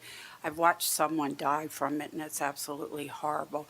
And I thought the age had been changed, so I wanted to get it on camera so people out there would know at age 45, start with your screening. Yes. That's So very what challenges do you see in the near horizon? Yeah, I think we can all agree that, from a one big beautiful bill, as well as the AHEAD model that's changing in Maryland too. We have 2 headwinds there that we're managing through. We're still working through that to try to fully understand it and see what implications it's going to have, and then we can act accordingly. Kasha kind of pointed that out. Healthcare rising cost is a challenge, whether it be labor costs as well as supply costs, and that's something that we're looking at every single day. So we're working to balance it out with the revenue that we're given, as well as to balance it out to those expenses. So the team has been working very, very hard to advance our organization from a performance improvement? Can we do things better and more efficient, not just the same way? So we're really challenging ourselves to look at things differently, as well as to see how we operate differently to remain relevant. Is getting medical professionals still, is there still a shortage out there? Because I had heard not as many physicians, not as many nurses. And my daughter's a nurse practitioner, and she was telling me some of the changes in nursing school that really seem to be shortcuts to get people through the system and out into the hospital. So are you still experiencing those shortages? Yeah, I'll speak first from the physician and then let Larissa speak from the clinical side. But I would say, as Kasha pointed out, from a physician standpoint, there is a shortage. It's a very competitive market out there, as well as there's not as many people that we see going into the training. So with that, we really have worked hard where we engage third parties to help us with our recruitment efforts, to partner with them to bring the right specialists to this market. So we are leveraging outside recruiters to help us in that recruitment effort. But at the end of the day, it's the experience that they have. It's the experience that they have when they come to this community, when they look at our schools, they look at all the activities, the water, and everything that it has to offer, because it's not just the provider, and that's the one thing I always stress, it's the family. Because that provider's spending his or her time, a lot of time in the hospital or in the office. We got to make sure that we're taking care of that family as well. So our schools and the activities that we have in our community are so vital to the recruitment efforts that we have. So Larissa. Yeah, for nursing, and as a nurse myself, a long-time nurse, I'm not going to say how many years it is at this point, but I think that it's so vital that we're really talking about how healthcare can be a profession that can last a lifetime, and that it's something for our nurses that you don't necessarily have to get stuck in one area or another. There's a vast, great career growth that you can have as a nurse, and I'm a perfect example of that. But we've worked really hard on our culture and our competence, like Kasha talked about, and being a great place to work. We're seeing more nurses return and having a good pipeline of nurses that are caring for our patients. That's great news.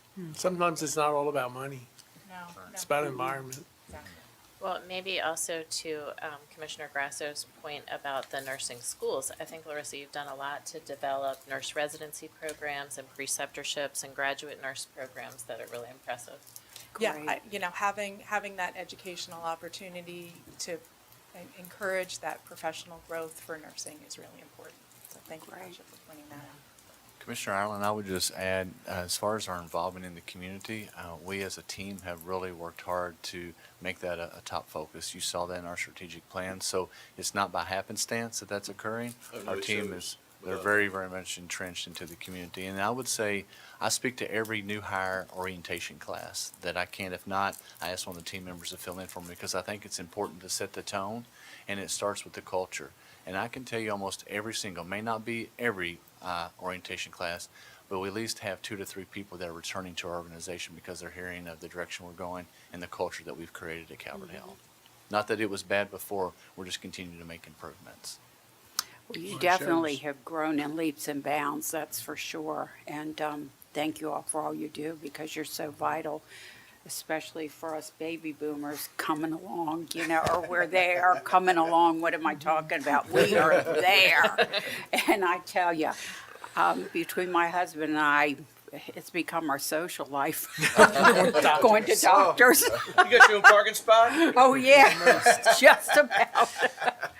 So this is kind of off the beaten path, but you talked about it in there, and that was your, huddle concept. What has that done for your communication internally? When you talk about patient safety and quality, that's a direct reflection of what we've just implemented. What happens is when we implemented the patient safety huddle, it creates transparency. So no one in the organization can sweep something under the rug. Not that they weren't, but it just creates the level of transparency across our entire organization. Because in addition to the hospital huddle, we also, in the medical group, they're performing huddles. So let's say that there's a call in a particular practice. One practice can maybe shift a staff member over into that other practice to make sure that provider has the tools and the resources and the support that they need to see the patients that are already on the schedule. Same thing with our OR or in our lab. It's just creating that transparency and that openness with our communication. And to be honest with you, with our safety goals and objectives, making sure that we're being transparent, working together to solve it, because it may be an issue in that department that someone else in another department had to experience, that they can share a best practice and to help making improvements in that particular area. But if we weren't being open and transparent, we'd be working in silos. So we've been really working hard to break down those silos. And that's why we had the performance board. And you'll see on that performance board, if you really drill in, there's either a red dot or a green. We're either hitting the target or we're not. And if we're in the red, then we're working to put action plans in place. If we're in the green, we're celebrating those and we're recognizing them. No, I would think it would have to be great for communication efficiency. It'd have to be. How long have you been doing that, just out of curiosity? And have you seen, what kind of change have you seen over that period of time? So I think the 5-star speaks certainly for itself, and we would not be where we're at today if it wasn't for that journey. One thing that we did very early on in my tenure, I was lucky enough to have experience in the safety huddles in my previous organization. So I brought a very similar concept to Calvert, and the team worked to implement it in our own way. It wasn't just what we took from another organization. We modified it to meet our needs. And to be honest with you, I think we've seen across the board improvement in our satisfaction with employees, great places to work. You normally don't achieve that the first year. We not only achieved it, but we exceeded the goal. Right. And then two, as we've talked about with our quality outcomes with 5-star and this journey that we're on with Leapfrog, we're seeing drastic improvements in that. So I think those are the measuring points for our success. Very good. And Loretta? Jeremy, if I could, I think what it's meant to our staff and our team members is that everyone knows what their role is, especially, that day and what we're working towards, and everyone essentially is playing off the same sheet of music. So we end up looking like and sounding like a beautiful orchestra, in the end, is because everything is there and we're all pushing on the same side of the rock every day. So it really helps in that communication. Oh, thank you. And I would just add to that, Commissioner Ireland, is our physicians have played a vital role in our providers in this success. In our strategic plan, we have an operational lead and we have a physician lead in each one of these areas, because they're not just operational led, they're clinically led too. So that was deliberate and on purpose. So we were hand in hand. We had our medical executive committee last night, and we reported out a lot of our outcomes and the direction we're going, and then we're aligned closely with our medical staff to achieve these outcomes as well. Great. And most importantly, you're putting dad beds in the ladies' center, so Yes, so we'll be very comfortable dad beds. That's right. Yes. We listened to our community and what they asked for, so we incorporated a lot of those into the design of the new center. Yeah, we held focus groups in the community and brought back patients and talked with them, so. I can remember leaving the hospital at 3 o'clock in the morning because I was trying to sleep in a bed about this big. I said, I'll be back in the morning. I'm going to sleep for a few hours. I think my husband got in my bed and I slept on Is this. that I knew I wasn't going nowhere. I met a nice Anne Arundel County police officer that night too. Well, look, we just want to thank you again, and we talk about it all the time, how important it is to have an independent community hospital that responds to their community when they do outreach and, addresses their concerns. That doesn't happen when you have big corporate hospitals run by corporations from New York City and other places. But we also understand what the challenges that provides to you. You don't have a big corporation to rely on for a lot of things, and it's really hard running a local community hospital. But we truly appreciate what you all are doing. And so does the community at large. So we pray that you continue to have success, and we look forward to the next great thing. Thank you for your support. Absolutely. Thank you. Thank you very much. Thank you.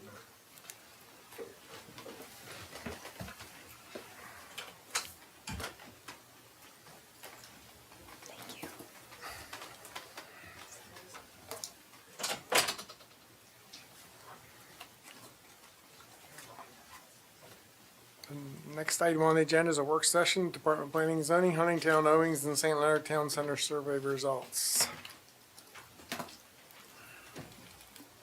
Director, good morning. Good morning.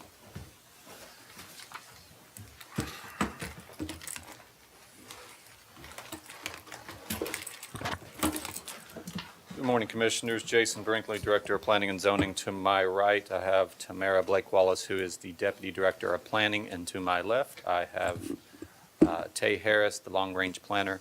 I'm going to turn it over to Tay to walk through this presentation, and get your feedback on next steps. Thank you. Good morning, or afternoon almost. I'm Tay Harris, as Jason said, the long-range planner for the Department of Planning and Zoning.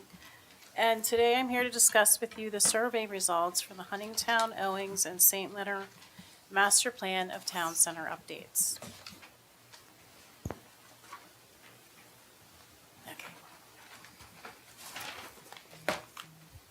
The Department of Planning and Zoning made an online survey available to the public from July 23rd to August 25th for the Huntingtown, Owings, and St. Leonard Town Centers. The purpose of the surveys were to solicit feedback from the public on the vision for each town center in preparation for their town center master plan updates. Each town center survey included an aerial of the town center, including its boundary, and a brief description of the town center, as well as the following questions. How long have you lived in the town center? If you live outside the town center, what is your zip code? What is your age group? What are the main draws to the town center? What do you believe the biggest challenge is for the town center? What is the biggest change you've seen in the town center in the last 10 years? In one word, what do you love about the town center? What are the 3 most important topics to be addressed in the Town Center Master Plan update? What is the one key element of the Town Center that you would like to see retained or enhanced? And do you think the Town Center should remain a designated Town Center zoning Town Center zoning district, or should it be a commercial rural zoning district?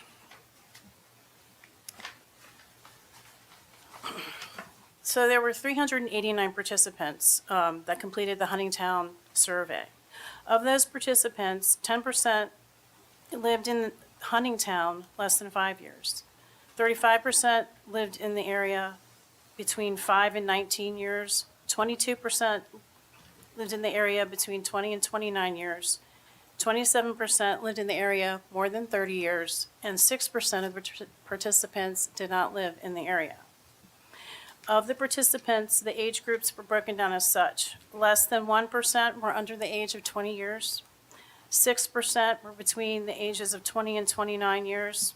18% were between the ages of 30 and 39 years. 18% were also between the ages of 40 and 49 years. 21% were between the ages of 50 and 59 years. And 37% were 60 years or older. The main draws, the main draws to the Huntingtown Town Center included basic services such as the post office, Bones Grocery, Hatchers, gas stations, and the fire department. Other draws included churches, schools, medical offices, childcare, and recreation such as swim and dance. These are categorized as community draws. Shopping and dining draws also were named, such as the convenience of shopping in the small local stores, restaurants, and as well as the rural character of the town center.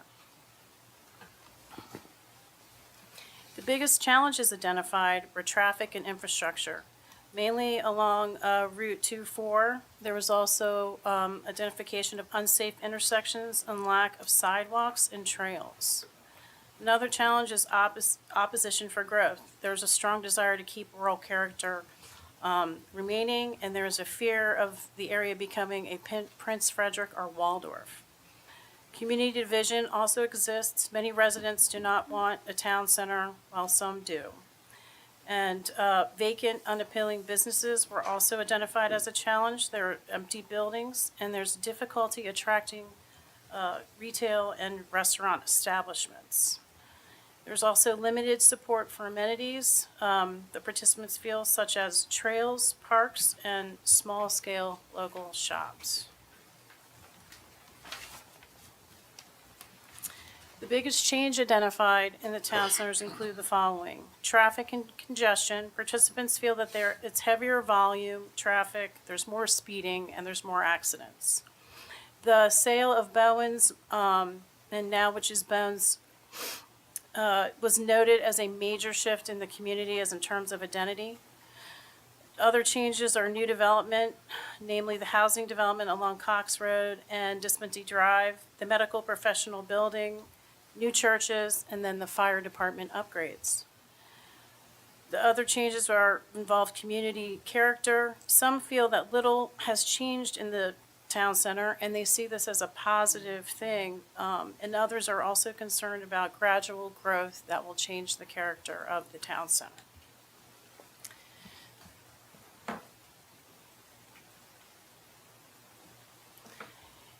The most loved things about the town center are its rural and small town characteristics, its sense of community and safety, its convenience, the natural resource lands and open space of farmlands, wooded areas, and open green spaces, and the support for local family-owned shops and mom-and-pop stores.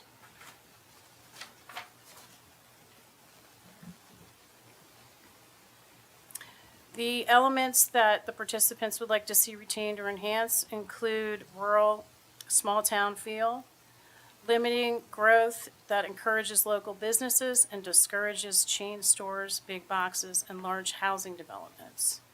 We'd also like to see improvements to infrastructure that enhance traffic flow, sidewalks, and pedestrian and bicycle safety. Participants also would like to see enhancement to community amenities such as parks, playgrounds, and green spaces, as well as a space for events. And they would also like to keep the community anchors of the fire department, the post office, and also just the overall historic character. The three top topics identified to be identified in the Town Center Master Plan update is land use, environment, and natural resources, and parks and recreation. When participants were asked, do you think the town center should remain a designated town center zoning district or a designated rural commercial zoning district, 39% responded that they would like to see it remain as a town center, while 61% indicated they would like to see it designated a rural commercial zoning district.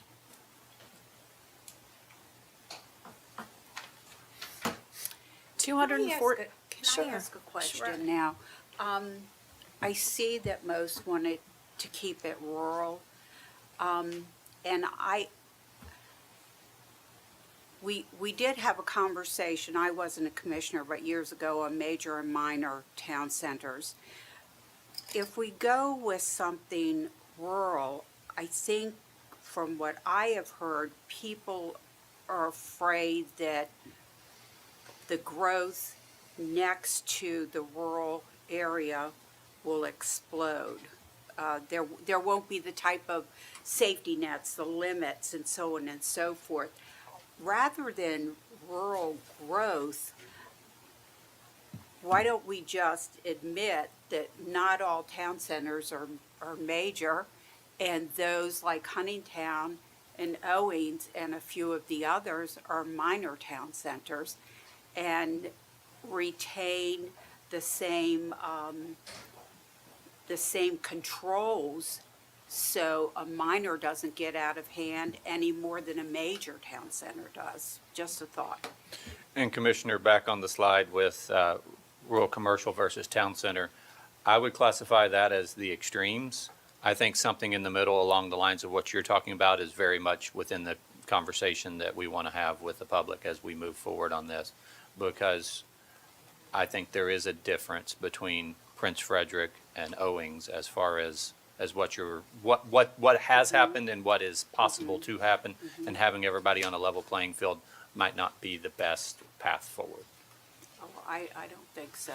I don't see Huntingtown or Owings ever being much more than what they are now, and I don't think the people in those areas ever want them to be much more than what they are now. So I think with our language, we should work to keep it within those parameters for the public, because we're going to see time and time again, no growth, no growth, no growth. That's Calvert County.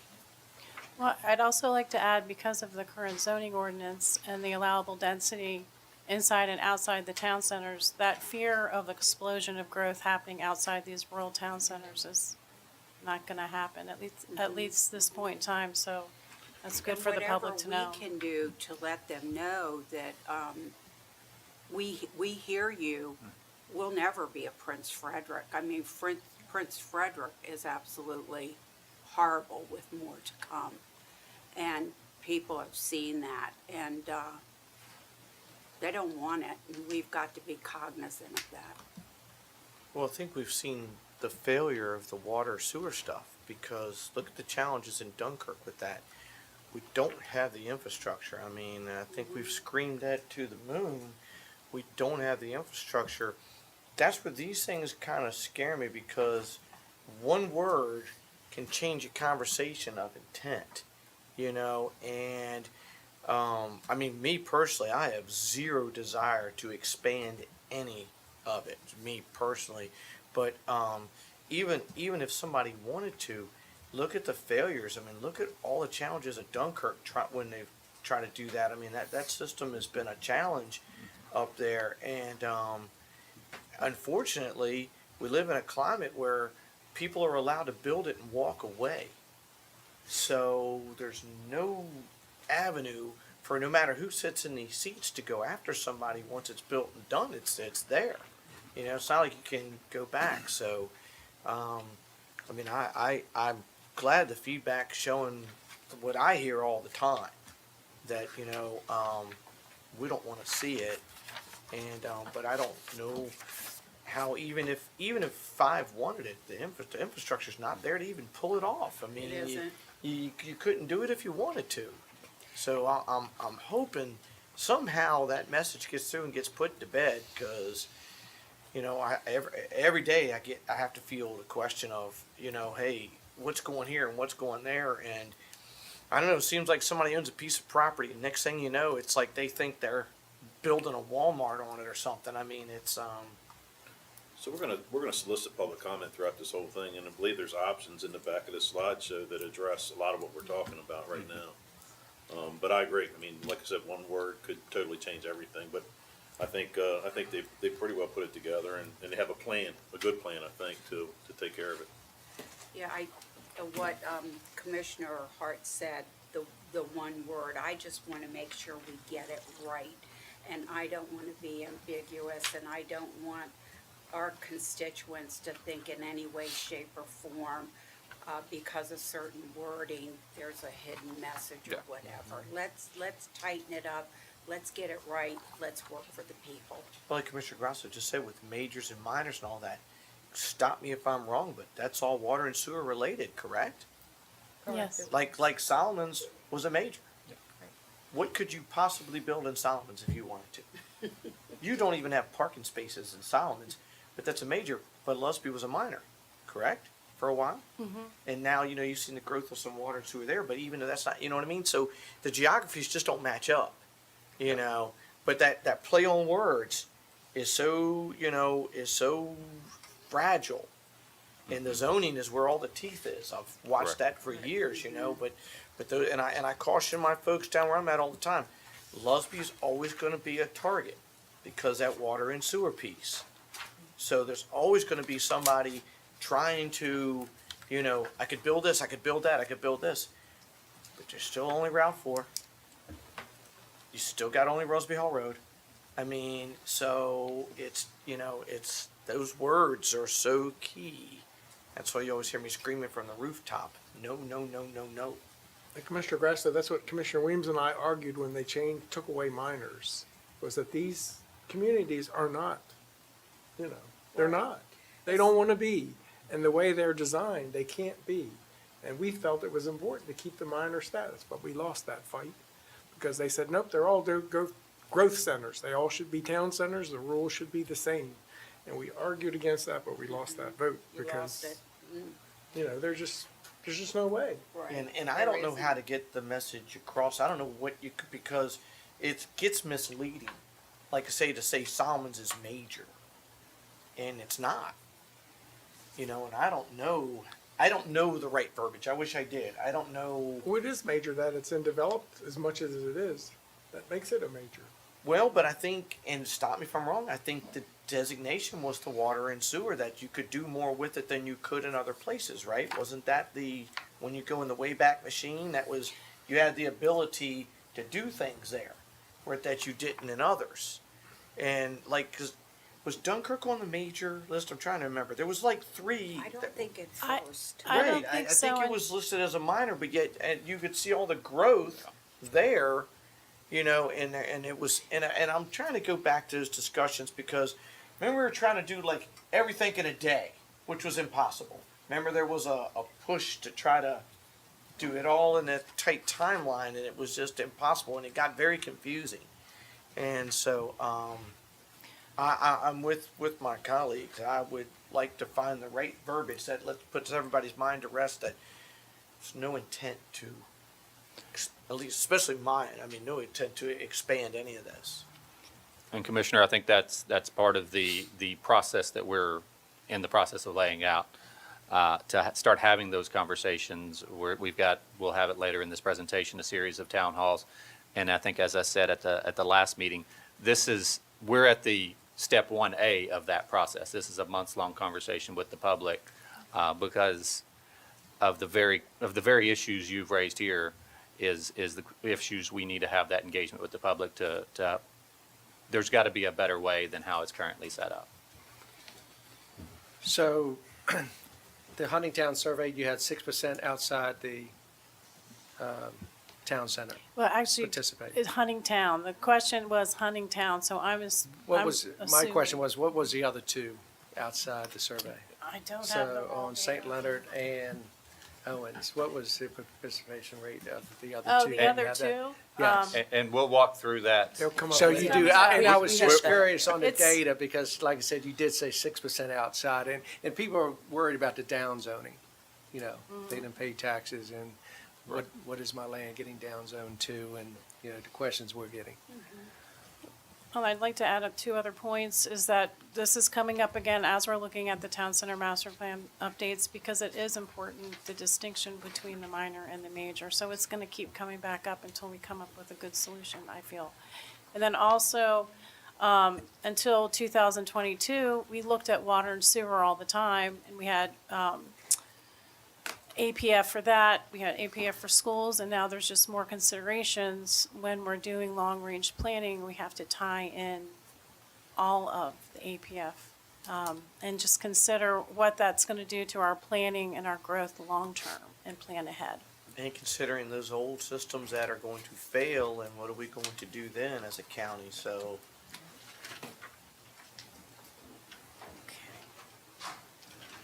So.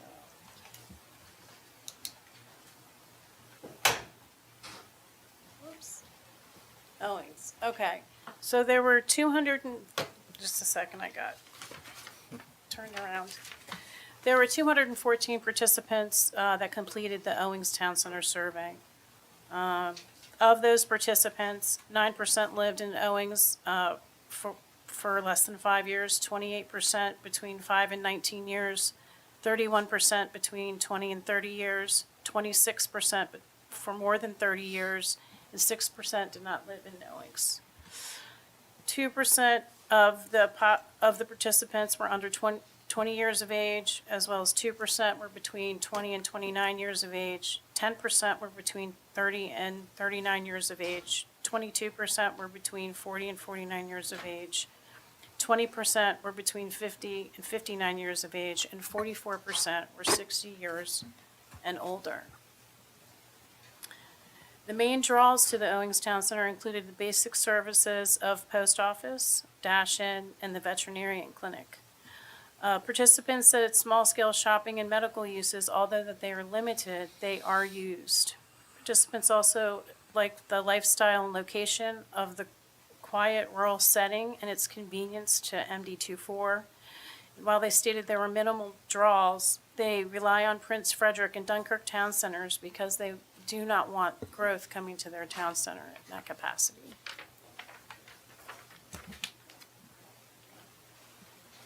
The biggest challenge to the town center is traffic in roads. There's congestion along MD24 and MD260, and there is concern about safety and access.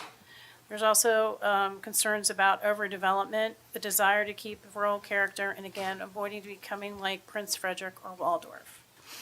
There's also the environmental considerations of Hall Creek. There's I think 33 acres of wetlands in the town center. There has been flooding in the past, and there is no public water and sewer, so there's concerns about impacts to those natural environmental resources.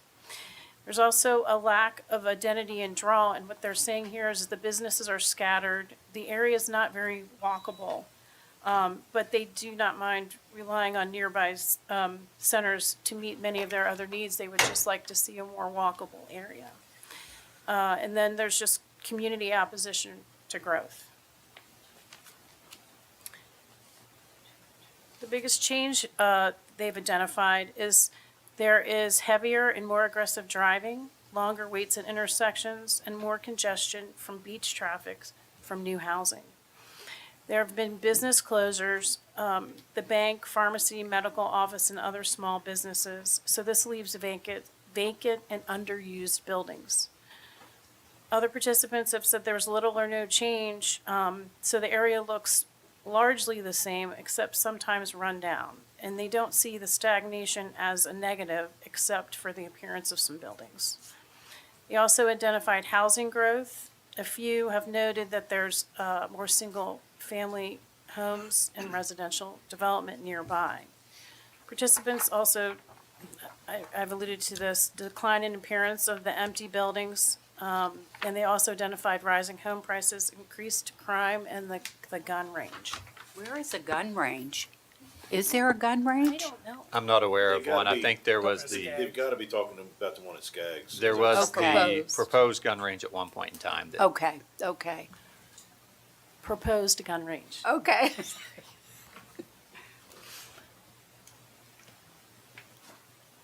Okay, the most loved characteristics about the town center is its rural character and its country feel. Its small, quiet, and peaceful atmosphere, its sense of community and safety, its convenience and its location, and then its natural resource lands. The one element that participants said they'd like to see retained or enhanced, again, are the rural and small-town character, the limited development, avoiding big box stores and strip malls, as well as high-density housing, and maintaining the rural feel. Other elements include community and heritage, green and public spaces, and they would like to see the enhancement of walkability and what they call thoughtful amenities, such as sidewalks, connected trails, and careful aesthetic improvements. And then the three top topics to be addressed in the Town Center Master Plan updates include land use, environment and natural resources, and parks and recreation.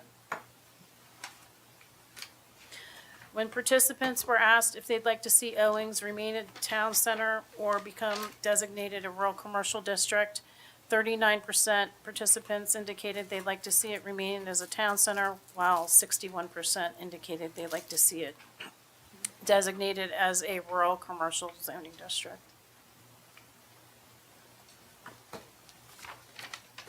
"488 participants completed the St. Leonard Town Center survey. Of those participants, 17% lived in the St. Leonard area less than 5 years. 33% lived there between 5 and 19 years. 20% lived there between 20 and 30 years. 25% lived there 30 years or more, and then 5% did not live in the area. Of the ages of the participants, 1% were under 20, 5% were between the ages of 20 and 29, 14 were between the ages of 30 and 39, 17% were between the ages of 40 and 49, 22% were between the ages of 50 and 59, and 41% were over the ages of 60. The main draws to the town center include restaurants and spots like the Tavern, Happy Buddha, casual dining, takeout, and cafes. The shopping and local businesses of the Dollar General, Fast Stop, liquor stores, Chesapeake Marketplace, and antique and thrift shops were also identified as main draws. Convenience services such as gas stations, the post office, childcare, convenience stores, and ATM access were identified as main draws, as well as community and small-town atmosphere, and educational and work opportunities, such as local schools, childcare, and employment opportunities. And I'm assuming employment opportunities in the outlying areas.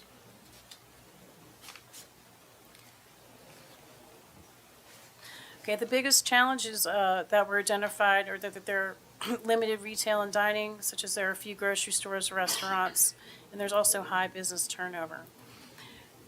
Infrastructure and growth constraints due to no public sewer and limited public water, as well as small lots, limited parking, and traffic issues. The challenge also includes preserving small town character, which is just balancing growth with the rural character of the area. The appearance and maintenance of aging buildings, vacant storefronts, and poor landscaping, as well as zoning. Participants felt like there were zoning restrictions, slow permitting, and that there's a challenge to keep the area safe and family-friendly. There's also limited amenities and walkability, and this just includes sidewalks, parks, and gathering spaces. And again, pedestrian safety was identified in this survey, or this town center.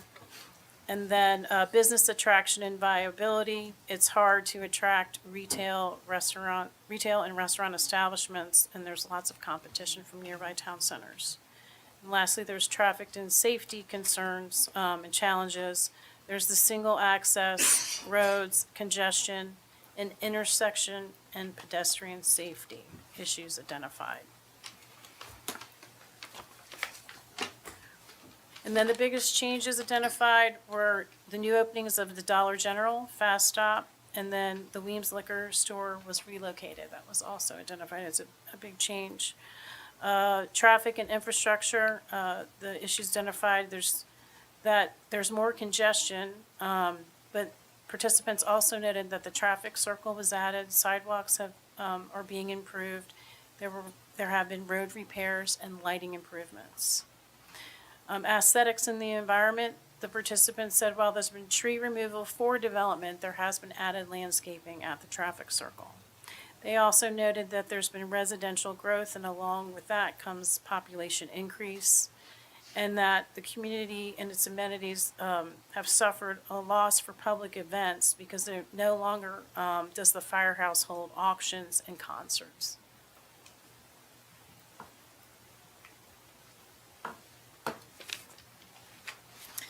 The most loved characteristics about the town center are its small town feel, a sense of community, convenience, the surrounding farms and the rural character, its sense of history, its sense of a safe place, its slow growth, and its atmosphere of small businesses. The key elements that the participants would like to see retained or enhanced include the small town charm and community feel. They'd like to see walkability, access, transportation, infrastructure, amenities, safeties, and aesthetics enhanced. It also like maintenance of green spaces and parks, the protection of historical landmarks and heritage, and the enhancement of sustainability and protection of natural resources. The three top topics to address during the Town Center Master Plan updates are land use, environment and natural resources, and economic vitality. When asked if the participants would like to see St. Leonard remain a town center or be designated a rural commercial zoning district, 61% of the participants indicated they would like to see the area remain a town center, while 39% said they would like to see it be designated as a rural commercial district. Okay, so the public information outreach that's occurring for these meetings, planning and zoning are going to explore options, and Commissioner Grasso, this goes back to your question. You'll look at retaining the town center designation, while distinguishing between the two, either minor or major, converting a town center to a rural commercial and residential district, or creating a small town center style district such as a community mixed-use district or village district. And then our public outreach for the survey results include the presentation to you today, as well as presenting the results to the Planning Commission on September 17th. We are soliciting feedback from both of you and the Planning Commission on the next steps forward.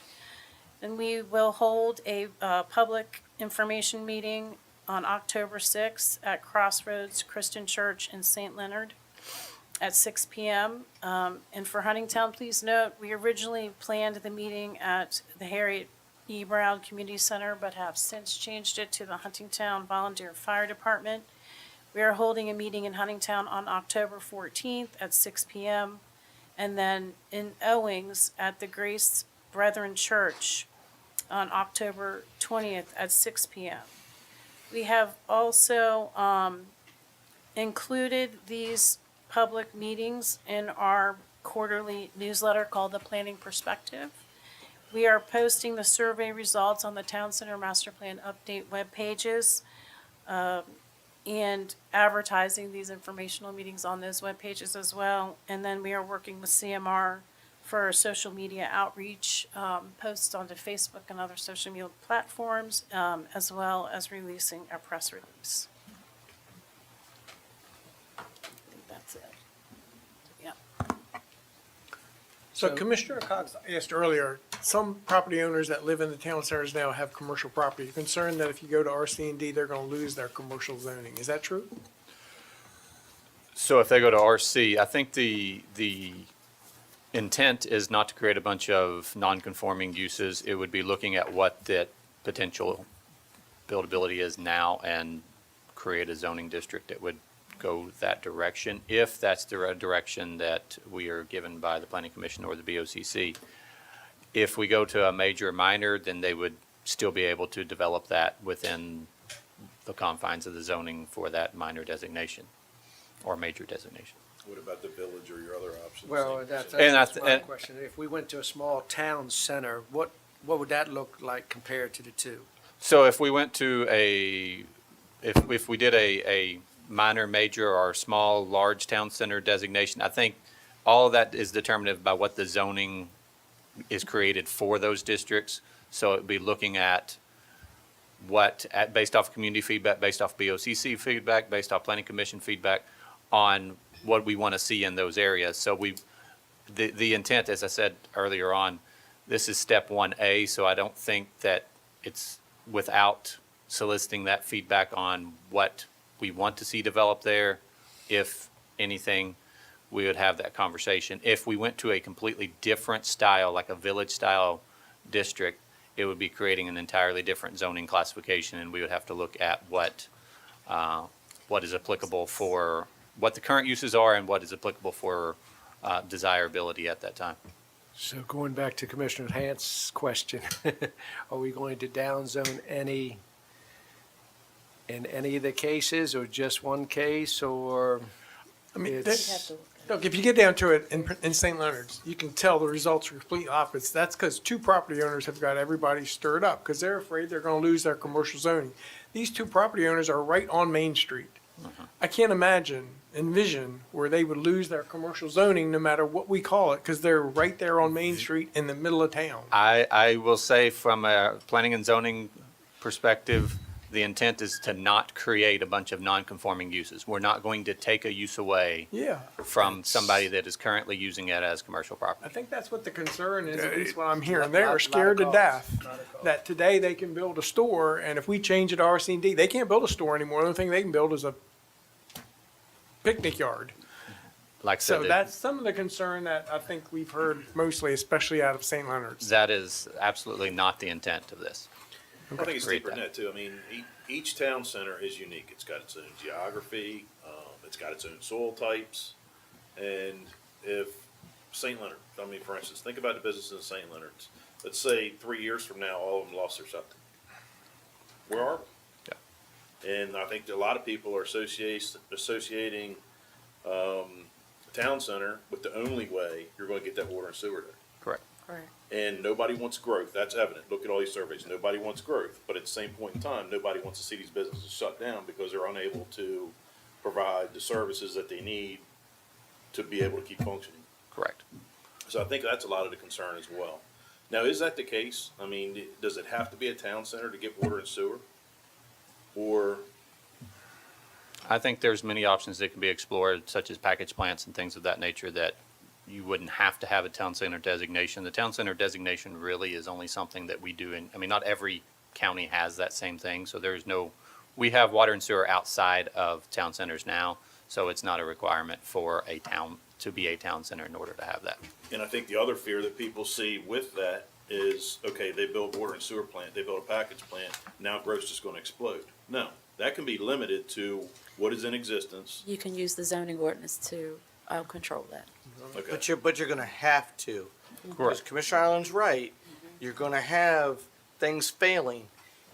And we've had this discussion a million times, 3 votes rule the day. Someone says you can only go so high, says who? Says who? Today. Today? Yeah, not tomorrow. But 3 commissioners, I wanna go 20 stories high, stop them. So we're gonna have to be very careful. Number one, we know we have things failing. So we are gonna have to address the water sewer issue, not tomorrow, I mean now. But you know how long things take to get in place. But we're gonna have to be very strategic in how it's used, because it does open that door.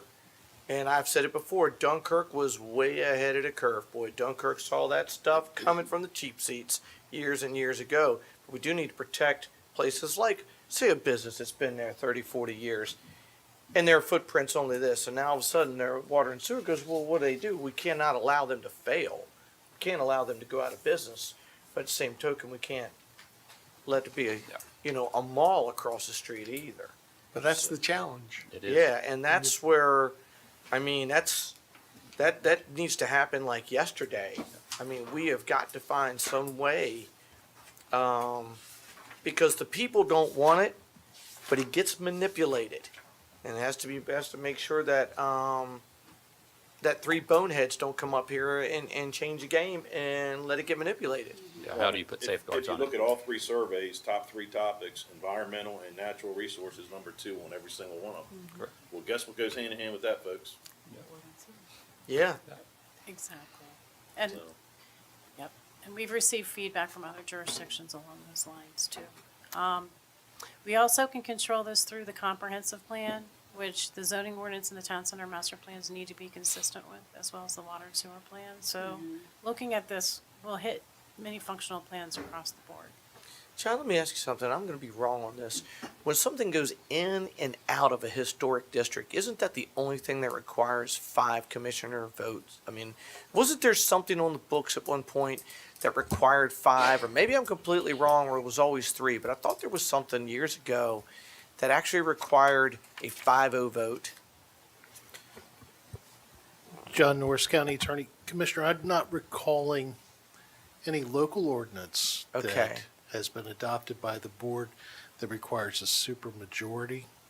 I didn't know if it was something in historic one time. I couldn't remember. I just remember it coming up one time, and it hit in my brain, and I was like, wow, everything else was 3, but that was 5. It's possible that to come out of a historic district overlay, it could require a supermajority. I just don't recall. But I know the fear is if you try to put in having a supermajority, another board could come in and vote it out. I mean, that's always the dilemma, you know? So I don't know, I don't know. That's been the question for years. Commissioner Hart, you do bring up a good point about planning, and this isn't going to be planned overnight. It's going to be years. Mhm. So that's. But we, I mean, because even take residential, I mean, look at around Mill Creek and down in Cove Point, you know, down at the beaches. I mean, we've got so many areas to address, and so. Well, I think one of our biggest hurdles as well is the fact of how some commissioners have worked in the past and gone hand in hand with developers. The people know it, the people see it, You see it in Prince Frederick. Our job is really to educate people as to what the hurdles are going to be, but I don't think the public's going to want to hear it because you're only as good as who you have in office now. You could get the same unethical individuals in office again who will do backroom deals and who will promote builders and developers, and that's what the people are afraid of because they see it now. They see Prince Frederick, they see what has happened, and they don't trust us, quite frankly, and I don't blame them. Till I got on this board, I didn't trust them worth a damn either. And like I say, you've heard me say it before, they are so smart and so manipulative, and if you haven't seen the movie before, man, I mean, you think it's oh man, we're going to do this. And like I say, Commissioner Nutter taught me so much. He used to say, man, you do something over here, you mess it up over there. I mean, it's so funny because it's like they wait.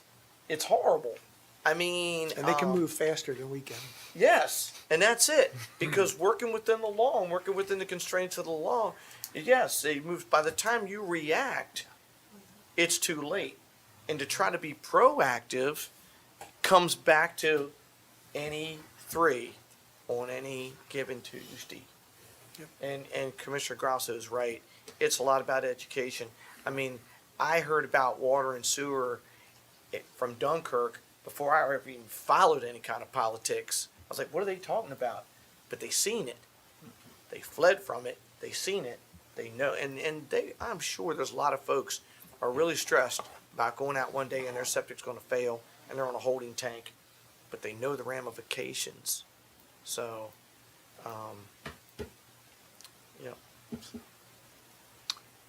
So you're just starting at the beginning of the process. Correct. It's a long way to go. There's nothing set in stone. That's correct. Everything is on the table. Correct. But like we've said, education's the important thing here. Make sure people don't think that it's a done deal. Correct. It's not a done deal. It's all about trying to figure out what people want in the path forward. That's correct. At least for 3 votes for now. All right. Well, thank you. Thank you, Commissioner. Thank you all. Thank you all.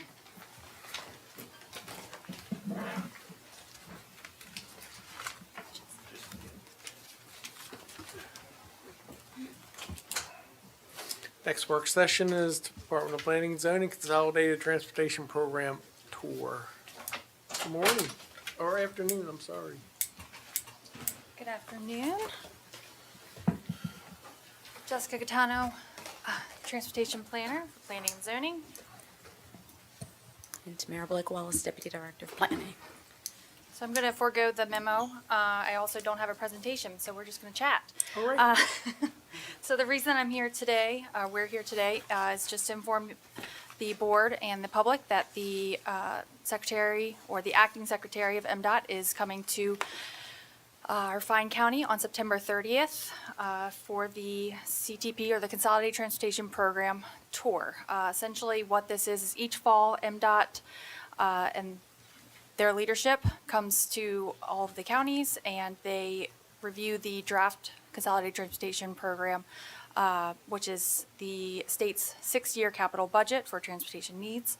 Last year was a pilot program. As many of you may remember, there was no funding for any type of capacity enhancing projects or anything like that. So while we did submit a project priority letter, we were not anticipating any type of large funding, or so we're not anticipating any exciting news or anything like that. So with that being said, I would love for you guys to take the opportunity to discuss a couple things, such as we have been working this past year for the Calvert St. Mary's Metropolitan Planning Organization, the expansion of that, advocating for that expansion. Also, we have a couple projects locally within the district which have stalled. So essentially when the secretary comes down, if our commissioners say something to them, they have a team of people that have to respond. They don't necessarily have to respond to staff. So a couple of the projects that have stalled are the crosswalk at Sherry Lane and Maryland 2-4 in Prince Frederick, as well as the crosswalk in Dunkirk. We've been advocating for both of those things, and we just really, nothing is happening with them. So if you'd like to mention that, that'd be awesome. Let's see. As well as the Purple Heart signage. I think that the Veterans Affairs president who was here a couple weeks ago had mentioned we've been trying to work with SHA, and we've been having some difficulties trying to get two well-intentioned signs to designate the county Purple Heart, and just hitting roadblock after roadblock. So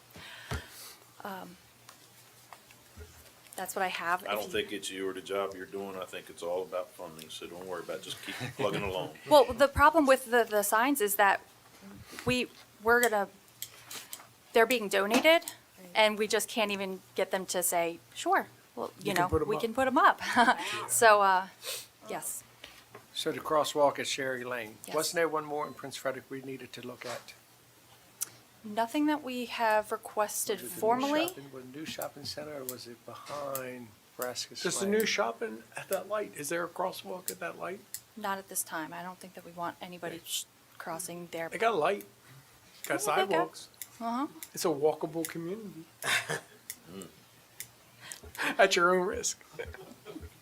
I would not personally advocate for anybody walking or crossing there just because of the sight distance. There's a slight curve, but I don't know that if there was Is one there a planned. crosswalk at Safeway? There is, yes. Okay. So that's There is where- no sidewalk down Dares Beach Road, but that's something that we will be requesting. Why didn't the developer have to put the sidewalk in? So I thought, they did. I put thought all the one, developers had to put in the sidewalk. Here comes JR. We rallied for that, but You what? I said we Works. did rally for that to have a sidewalk put in during the development plan, but state overruled us on that. So isn't it partially done? There's a part of it. Yeah, it's partially done. Yeah, Who- a who's little that? partially JR. done, yeah. State highway. Two corners with crosswalk. Yeah. State highway Yes. told He me. can give you a little bit more It detail. doesn't get you past the first entrance. Yes, What sir. they did Well, come good to afternoon, the- Commissioners. Jared Good afternoon. Cosgrove, Director of Public Works. Yeah. So at one point in time, there was sidewalk proposed along the frontage of Dares Beach Road and the new shopping center there at the corner of Dares Beach and Route 4. Yeah, When State Highway reviewed it, they didn't necessarily deem it necessary. So there is some sidewalk coming out of the site down to Dares Beach Road, but it does not connect up to Armory, and I don't think it cuts out completely to Route 4 either. Correct. But there is sidewalk coming out of the site down to make a the state note of right that, Jessica. We need to ask them about that when they're here on the 30th, because we're supposed to be creating a walkable community. Right. And the state gives us money to put in sidewalks, but they wouldn't approve a developer to put a sidewalk in. That's wonderful. Well, they require us to maintain the sidewalks in the state right away. I don't know if we get that much funding to maintain them. We, the county, fund them. But For it the is a maintenance. state road. Correct. And it was a county project where you had an opportunity to get a finance sidewalk. I do know the county pushed for it. I remember seeing comments and all for that. And we do have a lot of people that walk that area. Yeah, we do. It is We got a high a school down concern. there, you got a community center, you got, yeah. It's huge. We really want to make that area a little bit more walkable. We also have a right-of-way that we're be retaining in one of the developments that will be going in. That will also be a trail that we potentially could be putting in. So it's exciting that area, at least on that side of Route 4, could become more walkable with the schools and the. We're going to have more density. Did he just walk away and roll his Yes, he eyes? did, left you Okay. hanging. He's great. Yeah, he doesn't know it yet. So He knows you're very capable, so that's why he backed away. Yeah. So they're gonna, we met with them at Mako in August. They're gonna come in and tell us that there's some money for another study of the Patuxent River Bridge, Thomas Johnson Bridge. that's right. They're gonna tell us that the three projects on 231 are gonna move forward one each year for the next 3 years, starting with Adelina Road, Yep. then the one up at, used to be Duke's, I'm old. Yep. What do they call that? Mason Road and- And then the last one, Skipjack. And we did ask them, as we've done for several years, I asked about timing the lights in Prince Frederick. I did get an email recently that they're studying timing the lights in Prince Frederick. We had asked them to look at some erosion issues on Route 4. I got an email that they're gonna look at those. One day they'll reach out to JR. But the Dunkirk crosswalk, I thought they had agreed to do that. but They did? Well, they did, just like they had But they agreed haven't to do done the it. Sherry Lane one, but our last meeting that we had, they said that they would have the design done months ago and that construction would start in September. Last meeting we had, design still is not complete, so obviously construction is not starting this month. The So, problem is they're broke. I mean, I suggested, and we need that extension of Route 4 through Prince Frederick to the Phase 5. 3A, 3B. I proposed to them at Mako that we call that the Purple Line extension, and maybe that could get done, the Purple Line funding. I mean, I'll take, They didn't like that. no, No.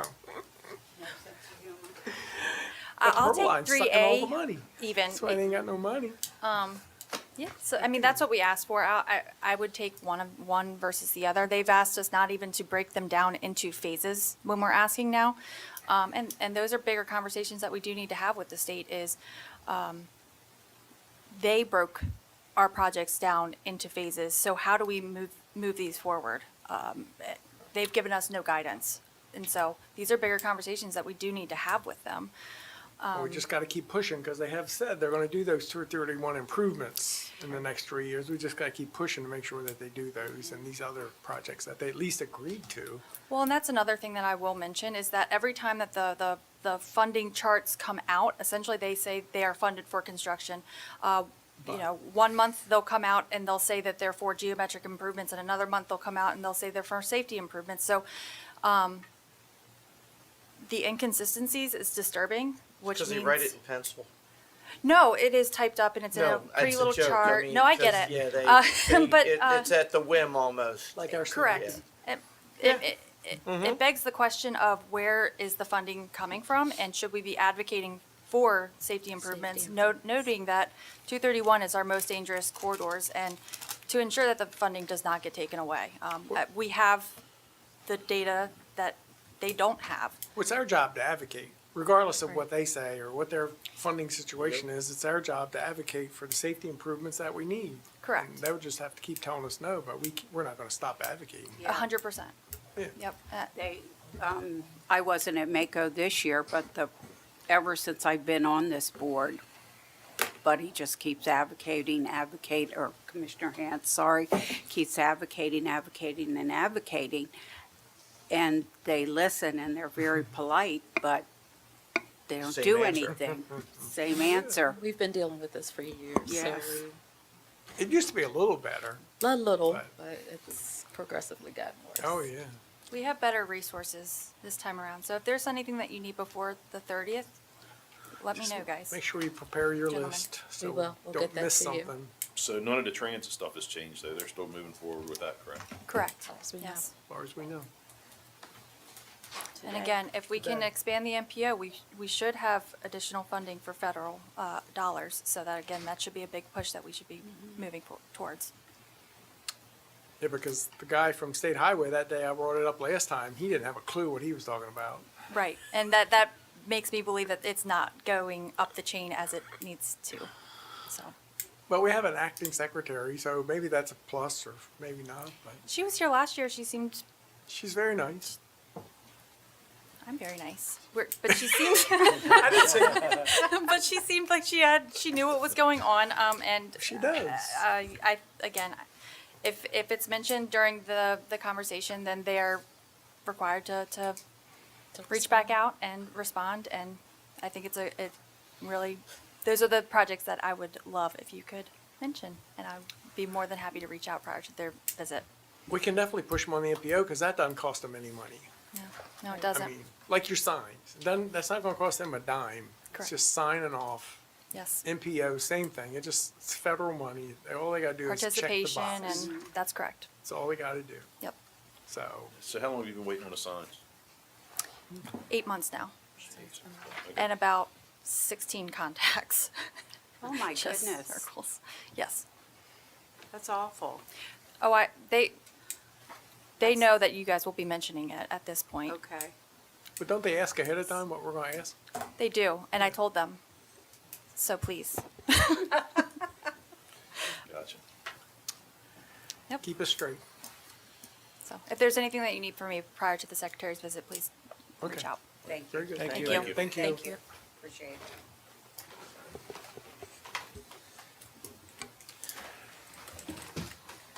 We're almost on schedule.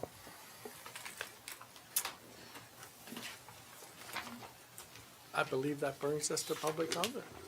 Thank you, sir. Is there anyone here for public comment? Nor online, so. Thank you. Thank you. Next item is Commissioner reports. Commissioner Cox. Thank you, Mr. President.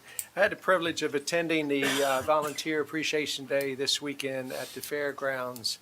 And I can tell you that we have a very talented and outstanding volunteer base here in Calvert County. And hats off to all of them for not just answering the 911 calls, but the training they do and the upkeep on their firehouses and everything they do. And the other thing that impressed me was the young people that was there that day. Not only for the kickball game, but there was a lot of young people there that day. So very impressive and nice to see. And everybody have a good day. Thank you. Thank you. Commissioner Hart. So, football season, one of my favorites. Friday nights? So Friday Night Lights. So this Friday, Patuxent state champions will play North Point, who was state champion, at Patuxent this Friday. And I had a list. Here we go. The Baltimore Ravens Caravan Band cheerleaders and former players will be down there. This is sponsored by Dunkin' Donuts, and it will also be broadcast live on the Ravens YouTube channel. What time is that? The game, they've been starting at 6, but I think this one is starting at 7. Yeah, it must be because I think the bus, there's a bus from Mill Creek Middle School at 6 o'clock. So it's going to be a huge, huge game, and they all are in the county anymore. All 4 teams are so competitive. I mean, and so it's one of my favorite times of year. I mean, if you've never been to a high school football game, I mean, it is just so energized. And Calvert County travel's awesome. I mean, you go to visiting stadiums, and a lot of times we outnumber the home team for just such a small county. So that's going to be really big Friday, and so just let everybody know. Thank you. Thank you. Commissioner Breslin. Okay, this afternoon, we have a ribbon cutting at Armory Square at 3 o'clock.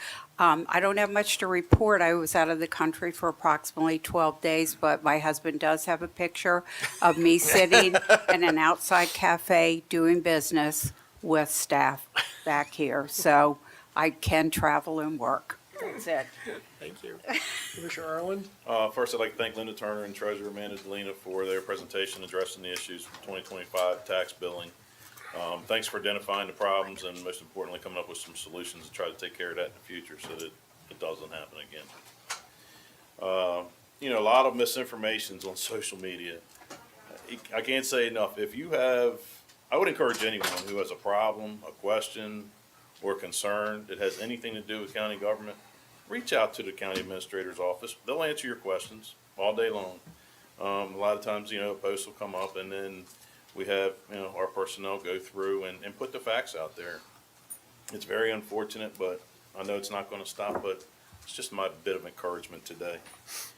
I'd like to thank DPW and Parks and Rec staff for the improvement at Solomon's Boat Ramp and Fishing Pier. The area looks great. It's cleaned up substantially, and a special thanks to the sheriff's office as well for doing patrol checks. I guess the biggest point of, not contention, but it's a very important conversation is what we talked about a little while ago about the town center. Each town center we talked about is unique in its own way. They have their own, like I said, geographic challenges, environmental challenges, and as I mentioned a little bit ago, different soil types. The town halls are meant to solicit feedback from our citizens so that we can make informed decisions, so planning and zoning staff can make informed decisions on how people want to proceed. I don't believe anybody on this board, and according to that survey, the people that took the survey in the community are out here trying to solicit growth in any way, shape, or form. We're trying to protect what we have. And like I said, going back to those soil types and septic issues, I know for a fact, there's one town center that a lot of those buildings are in danger of losing their septic systems probably in the next 3 to 4 years. We have to have a plan moving forward, and that's really what this whole concept and all this public feedback in the town halls, it's about, is trying to get that plan together so we have that plan to address these issues. That's all I have, sir. Thank you. So I too attended the Volunteer Fire EMS Appreciation Day on Saturday. It was well attended. I want to thank staff for all the hard work it takes to put that together. Just good to see our volunteers out getting some appreciation and having some fun. But you mentioned, you know, we've been having to do paid EMS because for a lack of volunteers to meet the demand. Just for your information, to get your EMT card today, it's 3 nights a week for 6 months. Mercy, Just to get trained.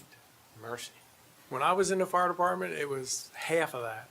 But now, it's 6 months, 3 nights a week. That's a lot of commitment to ask of somebody just to get trained. And then once you do that, responding to calls, you know, when you run the amount of calls that some of these departments are running, when you get on that ambulance, you're not sure when you're going to get back. Because before they get back in service, they go out on another call. Had a career person tell me one day this year that she went on a call that morning, a half hour after she reported to work. She never got back until her shift was over to the station. So the volunteers do the same thing sometimes. So it's a lot to ask of an individual to give up that much time. So we greatly appreciate the volunteers that we have and their commitment to the community. Just want to remind everybody, it is National Suicide Prevention Month. There are lots of resources here in Calvert County. If you or you know of someone that has an issue, please reach out. There's so many resources out here to try to help through that. Also, this week's 9/11. Take a moment and think about all those poor souls that were lost that day, just living their lives. And don't forget our pet of the week. He's up for free adoption for the next 2 weeks. Cheesecake, right? Cheesecake. Cheesecake. And that's all I have. Someone have a motion? I do. Hold on, let me get my glasses back on. Oh, For yeah. a second. Don't mess it up. So, I move to recess to executive session pursuant to general provisions article section 3-305B, B1I, to discuss the appointment, employment, assignment, promotion, discipline, demotion, compensation, removal, resignation, or performance, evaluation of appointees, employees, or officials over whom the board has jurisdiction. B3, to consider the acquisition of real property for a public purpose and matters directly related thereto. And B8, to consult with staff, consultants, or other individuals about pending or potential litigation. Second? Second. Have a motion and a second to go into exec session. Any discussion on that motion? Hearing none. All those in favor say aye. Aye. Opposed? Motion carries. Everyone have a great day.